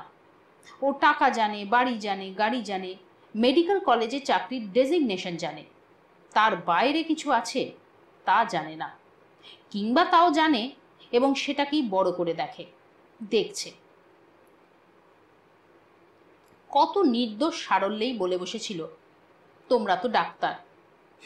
যেন ডাক্তারিটা বিজ্ঞান নয়, যেন ডাক্তাররা বিজ্ঞান বোঝে না। অরিজিৎ বললে, দীপঙ্কর বাইরে থেকে ইনভিটেশন পাচ্ছে, সেখানে গেলে ধরা পড়বেই, তখন আমাদের দুর্নাম, দেশের দুর্নাম। পারমিতা শব্দ করে হেসে উঠল, তোমরা এত দেশের কথা ভাবো? তারপর বললে, জানো, রেডিও নিয়ে জগদীশ বসুরও দুর্নাম হয়েছিল, এখন কিন্তু অনেকেই স্বীকার করছে, বিদেশিরাই। অরিজিৎ বিরক্তির সঙ্গে বলল, আরে যার তার সঙ্গে জগদীশ বসুর নামটা এনো না তো। পারমিতা কেমন অদ্ভুতভাবে অরিজিতের মুখের দিকে চাকালো। অরিজিতের মনে হলো ওই দৃষ্টিটা যেন বলতে চাইছে, ইউ আর জেলাস। কেমন অসহ্য লাগলো। কোনো কথা না বলে গাম্ভীর্যের সঙ্গে সরে গেল। প্রচণ্ড রাগ হলো পারমিতার ওপর। বুকের ভেতর থেকে একটা নৃশংস ক্ষোভ যেন অনেকগুলো ধারালো নখ উঁচিয়ে বেরিয়ে আসতে চাইছে, ঝাঁপিয়ে পড়তে চাইছে, যার আরেক দিকে ঠেলে বেরোতে চাইছে অক্ষম কান্না। তোমার জন্যেই, তুমি তো সুখ চেয়েছিলে, বিলাস চেয়েছিলে, প্রতিষ্ঠা, পরিচয়, তার মধ্যেই আমাকে সারাটা জীবন বন্দী হয়ে থাকতে হয়েছে। তা না হলে আমিও পারতাম কোনো অসাধ্য সাধন করতে, দীপঙ্করেরই মতো। এখন আমার ঈর্ষা ছাড়া আর কিছুই করার নেই। পারমিতার ওপর রেগে যাওয়ারও কিন্তু কোনো উপায় নেই, তাহলে ওর চোখে অরিজিৎ আরও ছোট হয়ে যাবে। রাগটা সেজন্যই শুধুই দীপঙ্করের ওপর। দীপঙ্কর নিজেকে বড় বেশি চতুর ভেবেছে। সন্দেহ নেই স্বামীনাথনকে দীপঙ্করই পাঠিয়েছিল। হয়তো ওর এই অসহায় মুহূর্তে চাইছে অরিজিৎ ওর হয়ে প্রকাশ্যে দাঁড়াক। অরিজিৎ মনে মনে হাসল। গোপালকে বলল, বড় গাড়িটা বের করতে বল। শটান চলে এলো রামানন্দের নার্সিংহোমে। রামানন্দ ওকে দেখতে পেয়েই বলল, চলো চলো, কথা আছে। একটা নির্জন ঘরে মুখোমুখি বসলো দুজনে। রামানন্দ বললে, তোমার দীপঙ্কর তো রীতিমতো দল পাকাচ্ছে। ডাক্তার বিশ্বাস সেদিন মুখের ওপরই বললেন উনি নাকি বিশ্বাস করেন। তা এখন দেখছি কয়েকজন স্কিন স্পেশালিস্ট, ম্যাড্রাসের ওই কি স্বামীনাথন, এমনকি 2-4 জন গাইনিকেও তো দলে টেনেছে। ভাবছে এইভাবেই ভাঁওতা দিয়ে চালাবে, কিন্তু আমরা ওর মুখোশ খুলে দেব। আমরা দলে ছোট, কিন্তু আমরাই পাওয়ারফুল। তাছাড়া এথিক্স আমাদের দিকে, আইন আমাদের দিকে। অরিজিৎ বলল, আমাদের তো কোনো দল নেই, we are on the side of truth. যা ট্রুথ তা তদন্ত করে বের করতে হবে। ও যদি প্রমাণ করতে পারে করুক না। রামানন্দ বললে, ও যদি লেপ্রসির ভ্যাকসিন নিয়ে একটা ব্লাফ দিত কিছু বলতে যেতাম না, কিন্তু ও আমাদের ভাতে মাছি ফেলেছে, বলে কিনা বন্ধ্যাত্ব দূর করে দেবে। What a claim. অরিজিৎ বলল, কিন্তু এনকোয়ারি কমিটি যদি বিশ্বাস করে বসে? রামানন্দ হেসে উঠল, আইডিয়াটা আমারই। ও তো সেক্রেটারি, ডিরেক্টর, তাদের কাছেও অডাসিটি দেখিয়েছে, 2 হাত নেড়ে বলেছেন নাথিং টু অ্যাড। সেটাই তো সুবিধা হয়েছে। অরিজিৎ বলল, আরে ও পাগল হয়ে গেছে। ও যদি আমাদের সাহায্য চাইতো, একটু বিনয় দেখাতো, আমরা নিশ্চয়ই বিরুদ্ধে যেতাম না, কিন্তু এনকোয়ারি কমিটি নিয়েই আমার দুশ্চিন্তা। রামানন্দ বললে, এনকোয়ারি কমিটিতে কে কে থাকবে কথা হয়ে গেছে। কে কে? রামানন্দ হাসল, একজন তুমি। আমি? আটকে উঠল অরিজিৎ, না না, তা সম্ভব নয়। আমি ফোর ফ্রন্টে আসতে পারবো না। আমার স্ত্রী, মেয়ে, তারা তো এখন দীপঙ্কর বলতে অজ্ঞান। মেয়ে আবার জিজ্ঞেস করছিল নোবেল প্রাইজ পেয়ে যেতে পারে কিনা। রামানন্দ শব্দ করে অট্টহাসে হেসে উঠল, তারপর বলল, তাহলে দেখি আরেকজন কাউকে। হ্যাঁ, কিন্তু কমিটিতে আর কারা থাকবে? রামানন্দ বললে, আমাদেরই লোক। একজন বিখ্যাত আর্কিটেক্ট, একজন আইএএস, একজন অ্যাস্ট্রোনমির প্রফেসর, 2 জন গাইনি, আর চিড়িয়াখানার ডিরেক্টর। অরিজিৎ বিস্ময়ের চোখ তুলে তাকালো, ওরা কি করবে? এটা তো লেপ্রেসির ভ্যাকসিন। রামানন্দ হাসতে হাসতে বললে, কিন্তু এক্সপেরিমেন্ট তো করেছে ইঁদুর, খরগোশ, বাঁদরের ওপর, জীবজন্তু নিয়ে কাণ্ড, সেই জন্যেই চিড়িয়াখানা। অরিজিৎ নির্বোধের মতো প্রশ্ন করল, অ্যাস্ট্রোনমি কেন? রামানন্দ গম্ভীর মুখে বললে, দীপঙ্কর তো বলেছে এটা সায়েন্সের ব্যাপার, সেই জন্যই একজন সায়েন্টিস্ট রেখেছি। আইএএস দরকার আইন কানুনের জন্য, ওর এক্সপেরিমেন্টের জন্যে কখন হেলথ ডিপার্টমেন্টের পারমিশন দরকার ছিল, ডিউটি আওয়ার্সে এসব করেছে কিনা। আর গাইনিরা প্রশ্ন করবে ওই উদ্ভট ক্লেম সম্পর্কে, ওই গোনাডোট্রপিন। তদন্ত কমিটির সামনে উপস্থিত হওয়ার নির্দেশ পেয়ে দীপঙ্কর রায় যথাস্থানে এবং যথাসময়ে এসে হাজির হলো। দেখে মনে হলো একটা ভেঙে পড়া মানুষ যেন শেষ মুহূর্তে মরিয়া হয়ে উঠেছে। ও বুঝতে পারছে, হয় ওকে চাকরি ছাড়তে বাধ্য করা হবে, অথবা কোনো নগণ্য জায়গায় বদলি করে দেওয়া হবে। হয়তো রাত জেগে এ কদিনে যে পেপারখানা তৈরি করেছে সেটা প্রকাশ করার অনুমতিও দেওয়া হবে না। ওর অনেক সময় নষ্ট হয়ে গেছে, 3 মাস শুধুই পেপারস তৈরি করতে। কখন করবে? ও তো নিশ্চিন্তে বসতেই পায়নি। সিংহের মুখোশ পরা লোকটা নানান ট্রাবল দিয়েছে, এনকোয়ারি কমিটির ভয় দেখিয়েছে, বন্ধু আর আত্মীয়রা অবিশ্বাস করেছে, হাসপাতালেও মুখ টিপে হাসি। এই মানসিক যন্ত্রণা নিয়ে কি পেপারস তৈরি করা যায়? বিশাল ঘরখানার মধ্যে ঢুকেই থমকে দাঁড়িয়ে পড়ল দীপঙ্কর। সেই মুখোশ পরা লোকটা মাঝখানে বসে আছে। মুখোশ উঠে এসে বিভৎস হাসি হেসে ওর সঙ্গে হ্যান্ডশেক করল, তারপর একে একে সকলের সঙ্গে পরিচয় করিয়ে দিল। দীপঙ্কর একটা চেয়ার টেনে নিয়ে তাচ্ছিল্যের ভঙ্গিতে পা টান টান করে ছড়িয়ে দিয়ে বসল। মুখোশ বললে, আপনার এক্সপেরিমেন্টের কথা আমাদের কাছে ডিটেলসে বলুন, সত্যি না মিথ্যে সেটা আমরা বিচার করব। দীপঙ্কর ফস করে একটা দেশলাই জেলে ঠুঁটে ধরা সিগারেটটা ধরালো, এক মুখ ধোঁয়া ছুঁড়ে দিল, তারপর বললে, আপনারা কি আসল বিচারকরা নেই কেন? মুখোশ রেগে উঠল, আসল বিচারক বলতে কি বোঝাতে চাইছেন? এখানে সব টপ ফিল্ডের লোকেরা আছেন। দীপঙ্কর বললে, আপনি হিস্ট্রি পড়েননি তাই এ কথা বলছেন। মুখোশ বললে, ঠিক আছে, আমরা একজন হিস্টোরিয়ানকেও ডাকছি। দীপঙ্কর বললে, প্রয়োজন নেই, কারণ আমি হিস্ট্রি পড়েছি। যে কোনো বৈজ্ঞানিক আবিষ্কারের বিচারক হয়ে এসেছে ধর্মযাজক। আপনারা কোনো পুরুত ঠাকুরকে ডাকেননি কেন? মুখোশ বললে, আপনি কি আমাদের সঙ্গে ঠাট্টা করছেন নাকি সত্যি পুরুত ঠাকুর চান? দীপঙ্কর বললে, হ্যাঁ চাই, কারণ শাস্ত্র পড়ে তিনিই তো বলে দেবেন এ যাবৎ পূর্বজন্মের পাপের প্রায়শ্চিত্ত করার জন্যে যারা লেপ্রেসিতে ভুগে এসেছে, রোগটা পৃথিবী থেকে নিশ্চিন্ত হলে তাদের কি হবে? পৃথিবীতে পাপ বেড়ে যাবে কিনা? একটু থেমে বলল, ও হ্যাঁ, একজন জ্যোতিষীকেও ডাকা উচিত। মুখোশ রেগে গিয়ে বললে, কেন? দীপঙ্কর হাসতে হাসতে বললে, আপনাদের হাতের আঙুলের দিকে তাকিয়ে বুঝতে পারছি আপনারা জ্যোতিষে বিশ্বাস করেন। তাকে পেলে আমার কুষ্টিটাও একবার দেখিয়ে নিতাম। মুখোশ বললে, আমাদের সুমহান ঐতিহ্যের উপর আপনার যদি বিশ্বাস থাকতো তাহলে আপনি এই কাজ শুরু করার আগেই কনসাল্ট করতেন। দীপঙ্কর হঠাৎ করুণ স্বরে বললে, এখন কিন্তু আমি স্বভাবই বিশ্বাস করছি জ্যোতিষ, গ্রহরত্ন, পুরোহিত, পাঁজি। কারণ আমি দেখতেই পাচ্ছি যুক্তি দিয়ে সব কিছুর ব্যাখ্যা করা চলে না। যেমন আপনারা যে বড় বড় পোস্টে গিয়ে বসেছেন, ক্ষমতাশালী হয়েছেন কিংবা খ্যাতি পেয়েছেন, তার কোনো যুক্তিযুক্ত কারণ তো আমি খুঁজে পাচ্ছি না।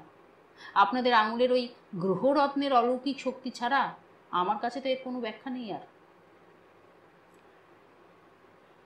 আর্কিটেক্ট, আইএএস, গাইনি, চিড়িয়াখানা এবং মুখোশ একসঙ্গে উল্লাস প্রকাশ করল। ঠিক বলেছে, একদম ঠিক বলেছেন, আমরা এর একটা অদ্ভুত শক্তি প্রত্যক্ষ করেছি। একজন গাইনি বললে, আচ্ছা এবার আপনার ওই ভ্যাকসিন, ওই যা বন্ধ্যাত্ব দূর করবে, তার অদ্ভুত শক্তিটা আমি প্রত্যক্ষ করতে চাই। দীপঙ্কর বললে, আই এম সরি, আমি আপনাদের সেটা দেখাতে পারছি না এবং দেখাতে চাইও না। আমার শুধু একটাই প্রার্থনা আপনার কাছে ডক্টর মুখোশ। একটু থেমে বললে, আমেরিকা এবং ইংল্যান্ড থেকে দুটো কনফারেন্স অ্যাটেন্ড করার নিমন্ত্রণ পেয়েছি, আমি সেখানেই পেপারটা পড়তে চাই।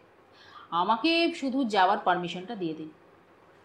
সঙ্গে সঙ্গে এনকোয়ারি কমিটির সদস্যবৃন্দ হই হট্টগোল শুরু করলো। অসম্ভব, অসম্ভব, আমাদের দেশের এবং আমাদের দেশের এই নোবেল প্রফেশনের সুনাম বিদেশে খর্ব হতে দিতে তো পারি না। মুখোশ অবশ্য উত্তেজিত হলো না, বলল, ওটা থ্রু প্রপার চ্যানেল পাঠিয়ে দেবেন, অফিস বিচার করে দেখবে দরখাস্তটা।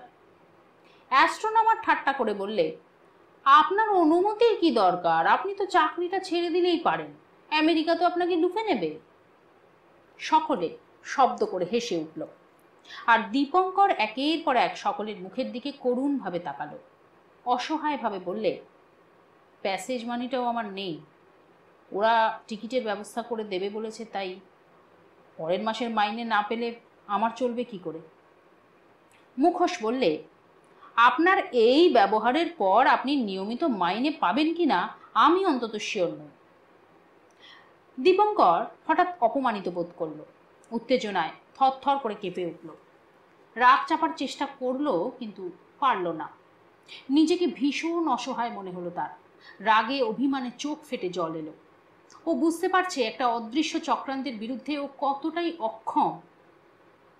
ওর সারা জীবনের সাধনাকে ওরা ব্যর্থ করে দিতে চায়, ব্যর্থ করে দেবেও। ও কি বিশাল সুন্দর একটা স্বপ্ন দেখেছিল, ওর সঙ্গে সঙ্গে সীমাও। সাকসেসফুল লোকের স্ত্রীদের মতো সুখ আর বিলাস খোঁজেনি, অফুরন্ত টাকা চায়নি, বাড়ি গাড়ি কিচ্ছু না। সীমাকে তার পরিবর্তে সাফল্যের আনন্দ দিতে চেয়েছিল। এখন তাকে আর কিছুই দেবার নেই। দীপঙ্কর বেশ বুঝতে পারছে সাফল্য পেয়েও তাকে ব্যর্থতার গ্লানি বয়ে বেড়াতে হবে সারা জীবন। এরা ওকে স্বীকৃতি পেতে দেবে না। অসহায়ভাবে প্রত্যেকটি মুখের দিকে ও তাকালো। কি নৃশংস হাসি প্রত্যেকের মুখে। হঠাৎ উত্তেজিত হয়ে উঠল দীপঙ্কর, ধীরে ধীরে উঠে দাঁড়ালো, কঠিন চোখে তাকালো ওদের দিকে। সঙ্গে সঙ্গে সমস্ত মুখগুলো কেমন আতঙ্কে সাদা হয়ে গেল। এইমাত্র যেন একটা প্রচণ্ড বিস্ফোরকের সলতে আগুন ধরানো হয়েছে। দীপঙ্করকে দেখে ওদের তাই মনে হলো। না, দীপঙ্কর শুধু ওর হাতের ফাইল থেকে টাইপ করা রিপোর্টের কাগজগুলো বের করলো। প্রথম দিন থেকে আপনারা আমাকে একটুও শান্তি দেননি। আমার পেপার তৈরি করতে 3-3টে মাস পার হয়ে গেছে। আপনারা কেবল ইনকোয়ারি কমিটির ভয় দেখিয়েছেন। এখন আর আমি আপনাদের একটুও ভয় পাই না। একটু থেমে বললে, এই আমার রিসার্চ পেপার, দেখুন বলেই উত্তেজিতভাবে সেগুলো ছিঁড়ে টুকরো টুকরো করে আর্কিটেক্ট, অ্যাস্ট্রোনমার, গাইনি, চিড়িয়াখানা, আইএএস আর মুখোশের মুখে ছুঁড়ে মারল। চিৎকার করে উত্তেজিতভাবে বলল, আমি একটা স্টুপিড। আমি ভেবেছিলাম কুষ্ঠ রোগ থেকে মানুষকে বাঁচাবো, তাই তার ভ্যাকসিন বের করার পেছনে সারাটা জীবন খরচ করে দিয়েছি। জানতাম না এই দেশটাই এখন কুষ্ঠ রোগগ্রস্ত। একটা সমাজকে কুষ্ঠরোগ থেকে বাঁচানোর কোনো ভ্যাকসিন আমার অন্তত জানা নেই। বলেই ঘর থেকে বেরিয়ে গেল। পরের দিন কাগজে খবর বের হলো, 3 লাইনে লেখা তদন্ত কমিটির রিপোর্ট। আপামর জনসাধারণ জানতে পারল বিশেষজ্ঞ ও বৈজ্ঞানিকদের নিয়ে গঠিত এনকোয়ারি কমিটির কাছে দীপঙ্কর রায় তার তথাকথিত আবিষ্কার সম্পর্কে কিছুই বলতে পারেননি, একটি প্রশ্নেরও জবাব দিতে পারেননি। জালিয়াত। খবরের কাগজটা ছুঁড়ে ফেলে দিয়ে ঘর থেকে বেরিয়ে পড়েছিল দীপঙ্কর। অসহ্য লেগেছিল। এখন আর তার মধ্যে কোনো হতাশা নেই, রাগ নেই, এখন শুধুই গ্লানি। আমি একটা জালিয়াত, আমি একটা প্রতারক। টেলিফোন বাজছিল একটার পর একটা। ডক্টর রয়, আপনি? ছি ছি ছি ছি, আমাদের এই নোবেল প্রফেশনের নামে আপনি এটা কলঙ্ক লেপে দিলেন রাতারাতি বিখ্যাত হওয়ার লোভে।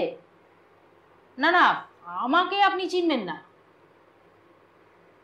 দীপঙ্কর রায় বলছেন, আচ্ছা আপনার লজ্জা করলো না? ভেবেছিলেন জালিয়াতি ধরা পড়বে না? দীপঙ্কর বাবু, সারা ভারতবর্ষে বাঙালি আর মুখ দেখাতে পারবে না। হ্যাঁ, ভাবতেও ঘেন্না করছে। দীপু, আমি তো ছোট মাসি বলছি। হ্যাঁ রে, বড় গলায় গর্ব করে তো সবাইকে বলেছিলাম আমার বোনপো। হ্যাঁ, তুই শেষে এমন একটা ধাপ্পা দিতে যাবি তা কে জানতো বাপু? পাড়ায় যে মুখ দেখাতে পারছি না। অসহ্য। দীপঙ্কর রিসিভার পাশে নামিয়ে রাখলো। আর কেউ রিং করতে পারবে না। ওই ক্রিং ক্রিং শব্দটা এখন ওর মাথার মধ্যে পাগলা ঘন্টি হয়ে বাজছে। ও বাড়ি থেকে বেরিয়ে এলো, দুহাত শূন্যের দিকে ছুঁড়ে দিয়ে রাগে ক্ষোভে বলে উঠল, লেপার্স অল। রাস্তা দিয়ে টলতে নিরুদ্দেশভাবে হেঁটে চলল দীপঙ্কর। বুকে অসহ্য ব্যথা, সারা শরীরে গ্লানি, মুখ তুলে তাকাতেও ভরসা হয় না। ওর কেবলই মনে হচ্ছে সারা শহর যেন অট্টহাসে হাসছে ওকে দেখে, আঙুল দিয়ে দেখিয়ে দিচ্ছে একজন জালিয়াত, একজন প্রতারক। সীমা, তুমি আমাকে ক্ষমা করো। আমি তোমার কাছে আমার সাফল্যের মুকুট এনে দিতে পারিনি, এনে দিয়েছি শুধু লজ্জা আর অপমান। কারণ একজন আর্কিটেক্টকে আমি বোঝাতে পারিনি লেপ্রেসি কত বড় অভিশাপ। সিংহের মুখোশ পরা একজন আমলাকে বোঝাতে পারিনি একটা ভ্যাকসিনের কাছে তার পদমর্যাদা এবং অহংকার কতটা তুচ্ছ। 64 টাকা ফিয়ের একজন গাইনিকে বোঝাতে পারিনি বিজ্ঞানটা তার এলাকা নয়। তুমি ছুরি ধরলেই 1000 টাকা নিতেই পারো, তোমার নার্সিংহোম আরো বড় হোক, কিন্তু তুমি সামান্য একজন মেকানিক। আবিষ্কার কি তা তুমি জানো না। তুমি নিজেকেও কোনোদিন আবিষ্কার করতে পারবে না। সুদখোর মহাজনের মতো তোমাদের ওই দৃষ্টি ওই খেরোর খাতায় সুদের হিসেবে। কুষ্ঠগ্রস্ত মানুষের দুঃখ তোমরা অন্তত বুঝবে না। মানুষের মহত্ব তোমাদের নাগালের বাইরে। একটা আবিষ্কার নিয়েই তো আমি এতকাল মেতেছিলাম সীমা, পৃথিবী থেকে কুষ্ঠরোগ চিরতরে দূর করে দেব। কিন্তু আরও একটা আবিষ্কার যে আমার জন্য অপেক্ষা করে আছে তা তো জানতাম না আমাদের এই সমাজটাই কুষ্ঠরোগগ্রস্ত। ক্ষমতা আর প্রতিপত্তি নিয়ে যারা ওপরতলায় বসে আছে, ঈর্ষা আর অহংকারের সিংহ মুখ নিয়ে, তারা ওই সিংহমুখ শব্দটার অর্থও জানে না। লায়ন্স ফেস, সিংহ মুখ, ওটা ঐশ্বর্য আর প্রতিপত্তির চিহ্ন নয়, ওটাই লেপ্রেসির প্রাথমিক উপসর্গ। সমস্ত সমাজ এখন তাই সিংহ মুখ হয়ে আছে, জানে না লেপার কথাটার আরেক নাম সিংহ মুখ। রাস্তা ধরে হেঁটে চলল দীপঙ্কর। ওর পা টলছে, কান ঝাঁঝা করছে। ওর মনে হচ্ছে যেন সারা শহর অট্টহাসে হাসছে, আঙুল দেখিয়ে বলছে, জালিয়াত। সীমা, আমি বলেছিলাম এখন সবুর করো, এখন সন্তান চেয়েও না। তাহলে সন্তানের চেয়েও যা আমার কাছে প্রিয় সেই আবিষ্কার দূরে সরে যাবে। একটা শিশুর হাসির চেয়ে কোটি কোটি মানুষের হাসি আমার কাছে আরো মূল্যবান। সীমা, এখন আর তোমাকে আমি একটি সন্তানও দিতে পারবো না, কারণ তার পরিচয় হবে একজন জালিয়াতের সন্তান, একজন প্রতারকের সন্তান। হ্যাঁ অমূল্য, আমি জানি ওদের অশেষ ক্ষমতা, ওরা আমাকে অনুমতি দেবে না, বিজ্ঞানীদের সভায় গিয়ে আমি আমার বক্তব্য বলতে পাবো না। আমি জানি এই অপবাদের পর আমার পেপারসও ছাপা হবে না, শুধু একটা চাকরি আমাকে বন্দি করে রেখেছে। চলুন দীপঙ্কর দা, বাড়ি চলুন। কি সব আবল তাবল বলছেন? বাড়ি চলুন। কে? ও অমূল্য, তুমি? দীপঙ্কর তাকালো অমূল্যর মুখের দিকে, কি যেন বিড়বিড় করে বলল নিজের মনে। কি বলছেন বুঝতে পারছি না, অমূল্য বলল। দীপঙ্কর তাকিয়ে রইল অমূল্যের মুখের দিকে, কি যেন ভাবল, তারপর বিড়বিড় করে বলল, স্টুপিড, আমি একটা স্টুপিড। সময় থাকতে আমি যদি ওদের মতো টাকা করার কথা ভাবতাম, অনেক টাকা, তাহলে আজ আর ওই সামান্য চাকরিটা আমাকে আটকে রাখতে পারতো না, চাকরির আইনে আমি বন্দিও হতাম না। অমূল্য দীপঙ্করের কাঁধে হাত রাখল।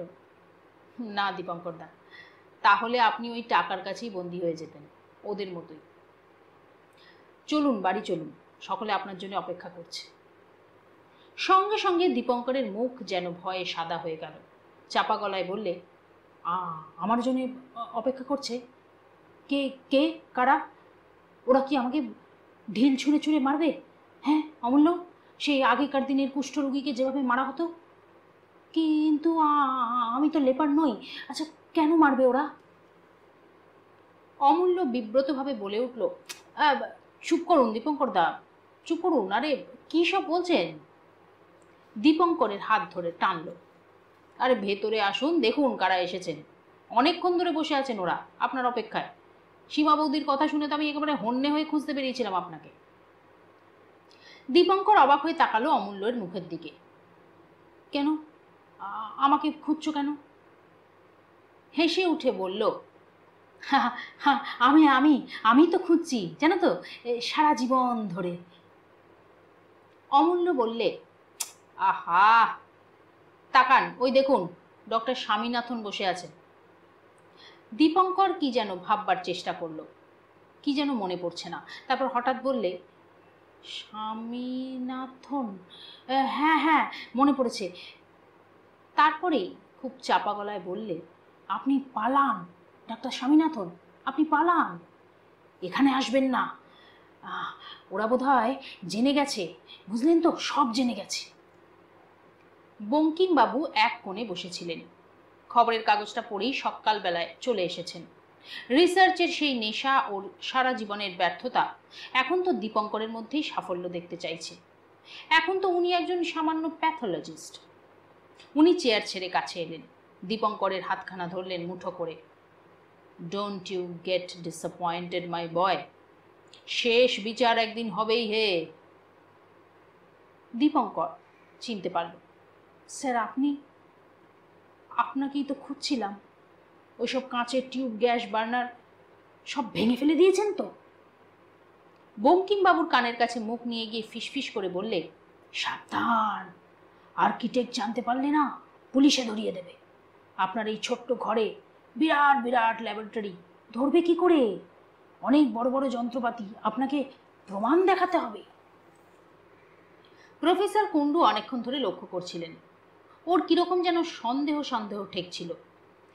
একবার সীমার মুখের দিকে তাকালেন, একবার অমূল্যের মুখের দিকে। জানলার কাছটিতে বসেছিলেন, বসে বসেই ডাকলেন, দীপঙ্কর, এদিকে এসো। ডাক শুনে দীপঙ্কর প্রফেসর কুণ্ডুর দিকে তাকালো, দ্রুত তার কাছে এগিয়ে গেল, তারপর চোখ পাকিয়ে ফিসফিস করে বলল, স্যার আপনি? খবরদার, আপনার ল্যাবরেটরি জিনিসপত্র কাউকে ব্যবহার করতে দেবেন না, ওটা কিন্তু বেআইনি।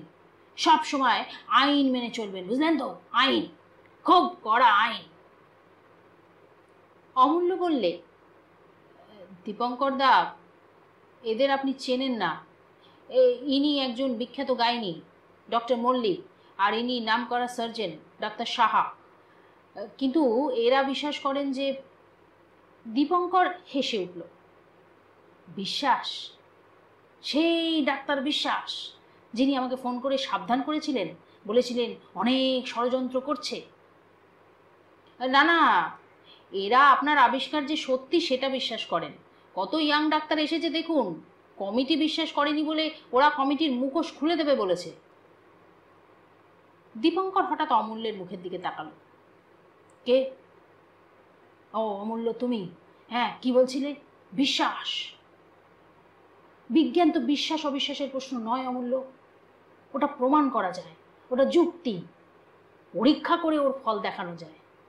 আমি তো বিশ্বাস চাইনি, আমি শুধু ভ্যাকসিনটা কিভাবে আবিষ্কার করেছি, কিভাবে পরীক্ষা করেছি ইঁদুরের ওপর, রিসার্চ বাঁদরের ওপর, এমনকি মানুষের ওপর, সে কথাই তো জানাতে চেয়েছিলাম। ওরা তো নিজেরাই পরীক্ষা করে দেখতে পারত।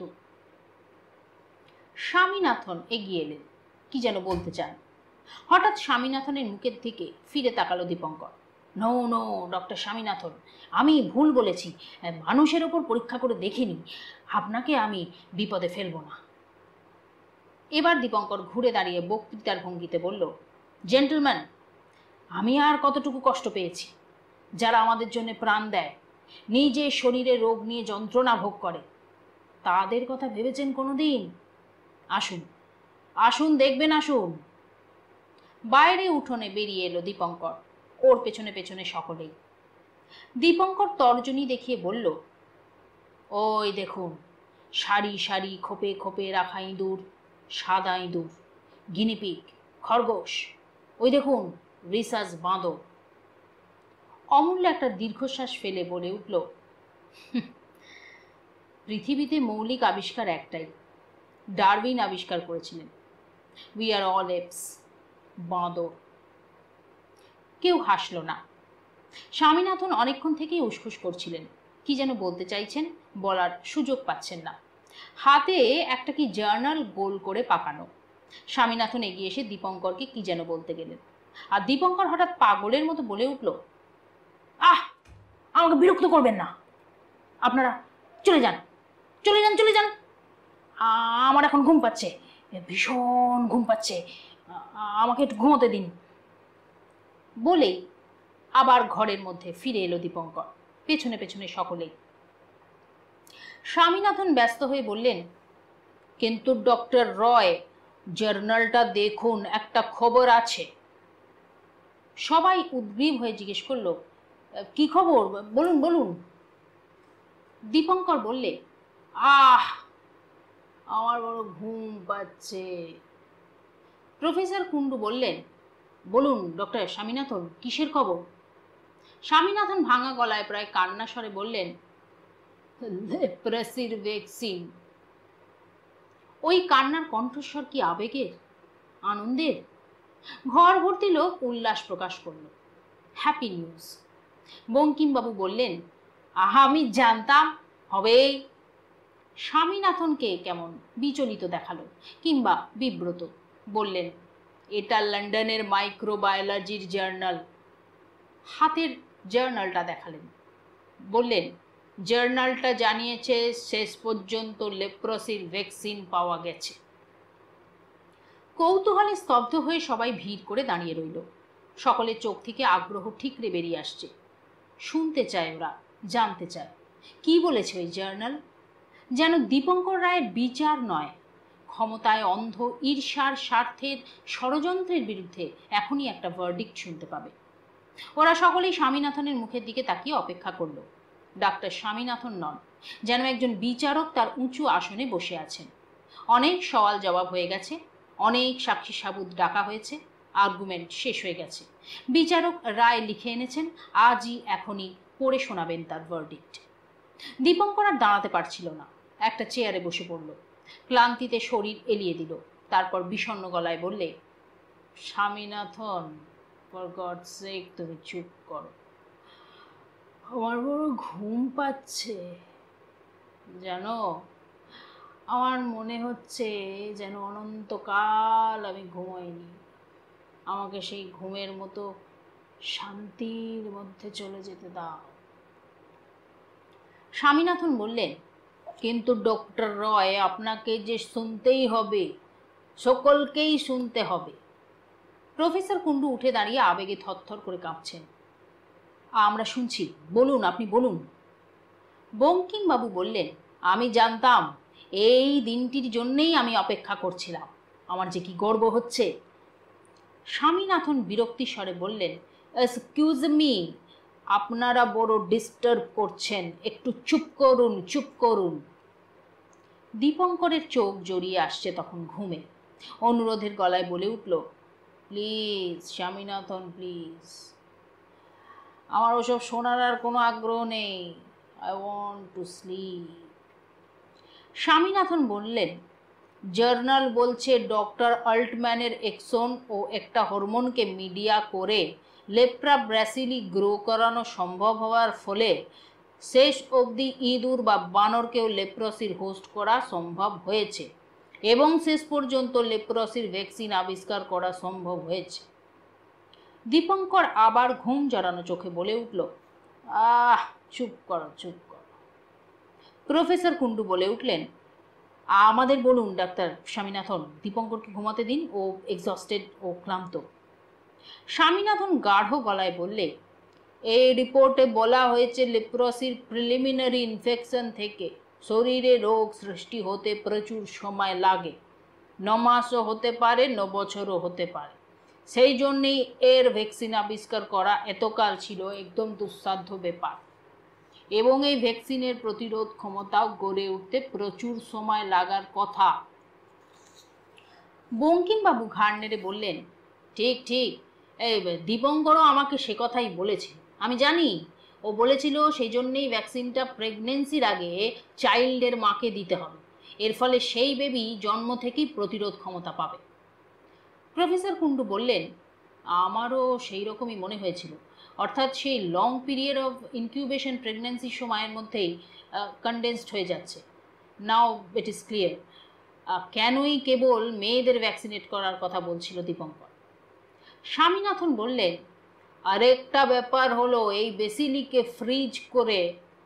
বঙ্কিমবাবু হেসে বললেন, সেই বুদ্ধিমান গাইনীরা যে পয়েন্টে লোডশেডিংয়ের কথা তুলেছিলেন হয়। স্বামীনাথন বললেন, ইয়েস, লিকুইড নাইট্রোজেনে অথবা কার্বন ডাইঅক্সাইডে ওটাকে ফ্রিজ করে রাখা যায়, বহু বছর আগেই তা আবিষ্কৃত, কিন্তু এই পণ্ডিতেরা তা জানতেন না। ঠিক এই সময়ই দীপঙ্কর বললে, please Swaminathan, have mercy on me, আমাকে একটু ঘুমোতেও কি দেবে না? আমার ভীষণ ঘুম পাচ্ছে। স্বামীনাথন বললেন, আমাকে শেষ করতে দিন, আর সামান্যই বাকি, যা এখানে কেউ বুঝতে পারেনি আমাকে বোঝাতে দিন। ওই ড্রাইড আপ বেসিলিকে মিডিয়া হিসাবে গোনাডোট্রপিন হরমোনে রেখে কালচার করার ফলে ওই ভ্যাকসিন এক বিশেষ ধরনের বন্ধ্যা নারীকেও। এই সময়ই দীপঙ্কর চিৎকার করে উঠল, প্রায় কান্নার স্বরে বললে, তোমরা কি আমাকে মেরে ফেলতে চাও? আমাকে ঘুমোতেও দেবে না? স্বামীনাথন বললেন, ফ্রেন্ডস, আপনাদের অন্তত শোনা উচিত, এবং শেষ খবরটাও। এই জার্নাল সপ্রশংসভাবে অভিনন্দন জানিয়েছে এর আবিষ্কর্তাকে, আশা প্রকাশ করেছে পৃথিবীর আদিমতম যে রোগ হাজার হাজার বছর ধরে মানুষকে রোগ যন্ত্রণা দিয়েই ক্ষান্ত হয়নি, রোগের আক্রমণে তাকে এমনই বিভৎস করে তুলেছে যে স্ত্রী পরিত্যাগ করেছে স্বামীকে, পুত্র পিতাকে, এবং সমগ্র সমাজ সেই পরিবারটিকে। এই ভ্যাকসিন হয়তো একদিন সেই রোগ পৃথিবী থেকে নির্মূল করতে পারবে, যেভাবে প্লেগ এবং পক্স থেকে মানুষ মুক্তি পেয়েছে। যেন একটা সারমন পাঠ করলেন স্বামীনাথন, আবেগে কাঁপা গাঢ় কণ্ঠস্বরে যেন কিছু ভবিষ্যৎবাণী করলেন। সঙ্গে সঙ্গে ঘর ভর্তি লোক উচ্ছ্বাসে চিৎকার করে উঠল। প্রফেসর কুণ্ডু বলে উঠলেন, দীপঙ্কর, শোনো শোনো। বঙ্কিমবাবু আনন্দে উল্লাসে বলে উঠলেন, আমি জানতাম বিজ্ঞানকে কেউ চাপা দিয়ে রাখতে পারে না। কে একজন গিয়ে তন্দ্রাচ্ছন্ন দীপঙ্করের কাঁধ ধরে নাড়া দিল, ডাক্তার রায়, শুনুন শুনুন। সঙ্গে সঙ্গে দীপঙ্কর ঘুমে জড়িয়ে আসা চোখ খুলে তাকাবার চেষ্টা করে প্রায় কান্নার গলায় বললে, আপনারা এত গোলমাল করছেন কেন? আমাকে ঘুমোতে দেবেন না? আমি যে কতকাল ঘুমোইনি আপনারা জানেন না। প্লিজ আমাকে শান্তির মধ্যে যেতে দিন। বঙ্কিমবাবু আবেগে থরথর করে কাঁপতে কাঁপতে দীপঙ্করের কাছে এগিয়ে গেলেন। দু হাতের মুঠোর মধ্যে দীপঙ্করের একটা হাত ধরে ঈষৎ চাপ দিলেন। বললেন, আমি তোমার কাছে কৃতজ্ঞ কৃতজ্ঞ। এতকাল ভাবতাম একজন ব্যর্থ রিসার্চ ওয়ার্কার আমি, আমার জীবনের কোনো জাস্টিফিকেশন নেই। স্বামীনাথন একটা চেয়ার টেনে নিয়ে বসে পড়লেন। মাথা ঝুলে পড়ল, যেন ওদের দিকে তাকাতে পারছেন না। কোনো রকমে চোখের সামনে জার্নালটা এনে বিড়বিড় করে বললেন, I don't understand you Bengalis. কেউ সকলের মধ্যে বিশেষ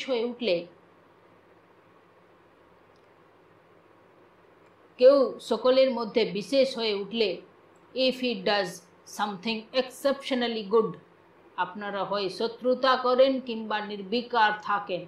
যখন তার স্বীকৃতি আটকাতে পারেন না, তখন তাকে মাথায় তুলে নাচেন। বলেই মুখ তুলে কঠিন চোখে সকলের দিকে তাকালেন, কঠিন গলায় বললেন, কিন্তু সব খবর আমি এখনো বলিনি। লিসন, এখনো কিছু বলার আছে। সমস্বরে সকলেই বলে উঠল, কি বলার আছে, বলুন বলুন। সকলেই উদ্গ্রীব, যেন এর পরও প্রচণ্ড আনন্দের কোনো খবর আছে। স্বামীনাথন সকলের মুখের ওপর দিয়ে তার দৃষ্টিটা বুলিয়ে গেলেন। তারপর ভুরু কুঁচকে গম্ভীর গলায় বললেন, কোথায় ছিলেন আপনারা এতদিন? কেন প্রতিবাদ করে ওঠেননি? কেন ওই ষড়যন্ত্রটাকে বিনাশ করেননি? You are so many and they are so few. যেন সকলের মুখের ওপর একটা থাপ্পড় কষিয়ে দিলেন স্বামীনাথন। কেউ কোনো কথা বলতে পারল না, চুপ করে রইল। স্বামীনাথন বললেন, ওরা আপনাদের মনেও সন্দেহ ঢুকিয়ে দিয়েছিল, বলুন সত্যি কি না বলুন। কেউ কোনো উত্তর দিল না। শুধু একজনকে ক্ষীণ কণ্ঠে বলল, আরও কি খবর আছে বলছিলেন? স্বামীনাথন বললেন, হ্যাঁ, সেটাই আসল খবর। ফ্রেন্ডস, আমি আমি গলার স্বর গাঢ় হয়ে এলো। কিছু বলতে পারছেন না স্বামীনাথন, কথা আটকে আসছে। হু হু করে কেঁদে উঠলেন, দু চোখ বেয়ে জল। কোনো রকমে বললেন, আপনারা পড়ে নিন, বলে জার্নালটা এগিয়ে দিলেন। প্রফেসর কুণ্ডু, বঙ্কিমবাবু আরও অনেকে হুমড়ি খেয়ে পড়ল। স্বামীনাথন এভাবে কেঁদে উঠলেন কেন? বঙ্কিমবাবুর হাত থরথর করে কাঁপছে, জার্নালটা স্থিরভাবে ধরতে পারলেন না। লাল দাগ দেওয়া জায়গাটা এগিয়ে দিলেন। প্রফেসর কুণ্ডু পড়তে শুরু করলেন, এই আবিষ্কার যারা করেছেন ম্যাসাচুসেটস মাইক্রোবায়োলজি রিসার্চ ইনস্টিটিউটের ডক্টর প্রফেসর গ্রাহাম জাস্টো এবং ডক্টর অ্যালবার্টো বিসেলিনি, যারা 12 বছর ধরে এই গবেষণায় রত ছিলেন। আমাদের অভিনন্দন তাদের দুজনকেই। লাইনটা পড়েই চেয়ারের ওপর ধপ করে বসে পড়লেন প্রফেসর কুণ্ডু। নিজেই অবাক হয়ে বললেন, সে কি, এই কি খবর আনলেন ডাক্তার স্বামীনাথন? বঙ্কিমবাবু চিৎকার করে বলে উঠলেন, নো নো, কি বলছেন আপনি? আমি বিশ্বাস করতে পারছি না। স্বামীনাথনের জলে ভরা চোখ দুঃখের হাসি হাসল। আমি সেই জন্যে এত তাড়াহুড়ো করছিলাম। আমি তো জানি আবিষ্কার একটা রেস, সময় নষ্ট করার সময় নেই সেখানে। স্বামীনাথন হাত বাড়িয়ে জার্নালটা চাইলেন, বললেন, দাঁড়ান দাঁড়ান, আরও একটা খবর আছে, দেখুন। জার্নালের একটা অংশ দেখালেন। এখন আর কারো কোনো আগ্রহ নেই, কেউ জানতে চাইল না এর পরেও আর কি আছে। স্বামীনাথন বললেন, ইন্ডিয়া সম্পর্কেও একটা খবর আছে। জার্নালটি বলছে লেপ্রোসির ভ্যাকসিন আবিষ্কারের একটা ক্লেম কয়েক মাস আগে ইন্ডিয়া থেকেও হয়েছিল, কিন্তু তাদের সায়েন্টিস্ট এবং ফিজিশিয়ানরা বলেছে সেটা ফেক। প্রফেসর কুণ্ডুর বুক ঠেলে একটা শব্দ বেরিয়ে এলো, উহ। বুকের ওপর হাত বোলালেন, একটা দুর্বোধ্য কষ্ট। বঙ্কিমবাবু চুপচাপ বসে আছেন, চোখের পাতা নড়ছে না। অন্য সবারই মাথা ঝুলে পড়েছে, যেন নিকটতম আত্মীয়ের শোক বার্তা শুনছে এখনই। স্বামীনাথন এতক্ষণে দীপঙ্করের দিকে তাকালেন। দেখলেন দীপঙ্কর চেয়ারে শরীর এলিয়ে গাঢ় ঘুমে অচৈতন্য। ওরা আর দীপঙ্করের ঘুম ভাঙাবার চেষ্টা করল না। স্বামীনাথন শুধু বললেন, আমি ওকেই শোনাতে চেয়েছিলাম। আফটার অল ওর ক্লেমটা যে ফেক নয়, জালিয়াতি নয়, তার প্রমাণ তো পাওয়া গেল। একটু থেমে বললেন, আপনারা ডক্টর রায়কে চেনেন না, লেপ্রেসির একটা ভ্যাকসিন আবিষ্কার হয়েছে, এটাই ওর কাছে বড় কথা, খ্যাতি নয়। হাসবার চেষ্টা করে বললেন, ক্ষতি আসলে আমাদেরই হলো, হেরে গেলাম আমরাই, উই ইন্ডিয়ান্স। প্রফেসর কুণ্ডু ধীরে ধীরে বললেন, কোটি কোটি টাকা খরচ করে আমরা রিসার্চ ইনস্টিটিউট করব, কিন্তু সেদিনও আবিষ্কারককে আমরা গলা টিপেই মারব। একে একে সকলেই উঠে পড়ল। নিঃশব্দে বেরিয়ে এলো ঘর থেকে। দীপঙ্কর ঘুমোচ্ছে, ঘুমোক। দল বেঁধে ওরা হেঁটে চলল। কেউ কোনো কথা বলল না, যেন কারো কিছু বলার নেই। শুধু বঙ্কিমবাবু অনেকখানি চুপচাপ হেঁটে এসে হঠাৎ কেন যেন ফিরে তাকালেন। দেখলেন দরজার সামনে স্থাণুর মতো দাঁড়িয়ে আছে সীমা, ওদের দিকে তাকিয়ে আছে। পাষাণের মূর্তি যেন, দুটো চোখও যেন পাথরের। শেষ হলো শ্রী রমাপদ চৌধুরীর উপন্যাস অভিমন্যু। আশা করি সবার ভালো লেগেছে। পরবর্তীকালে এমন আরও অনেক গল্প উপন্যাস নিয়ে আমি শ্রীময়ী আপনাদের দরবারে হাজির হয়ে যাব। ততক্ষণ সবাই ভালো থাকবেন, সুস্থ থাকবেন, ভালো রাখবেন। টাটা।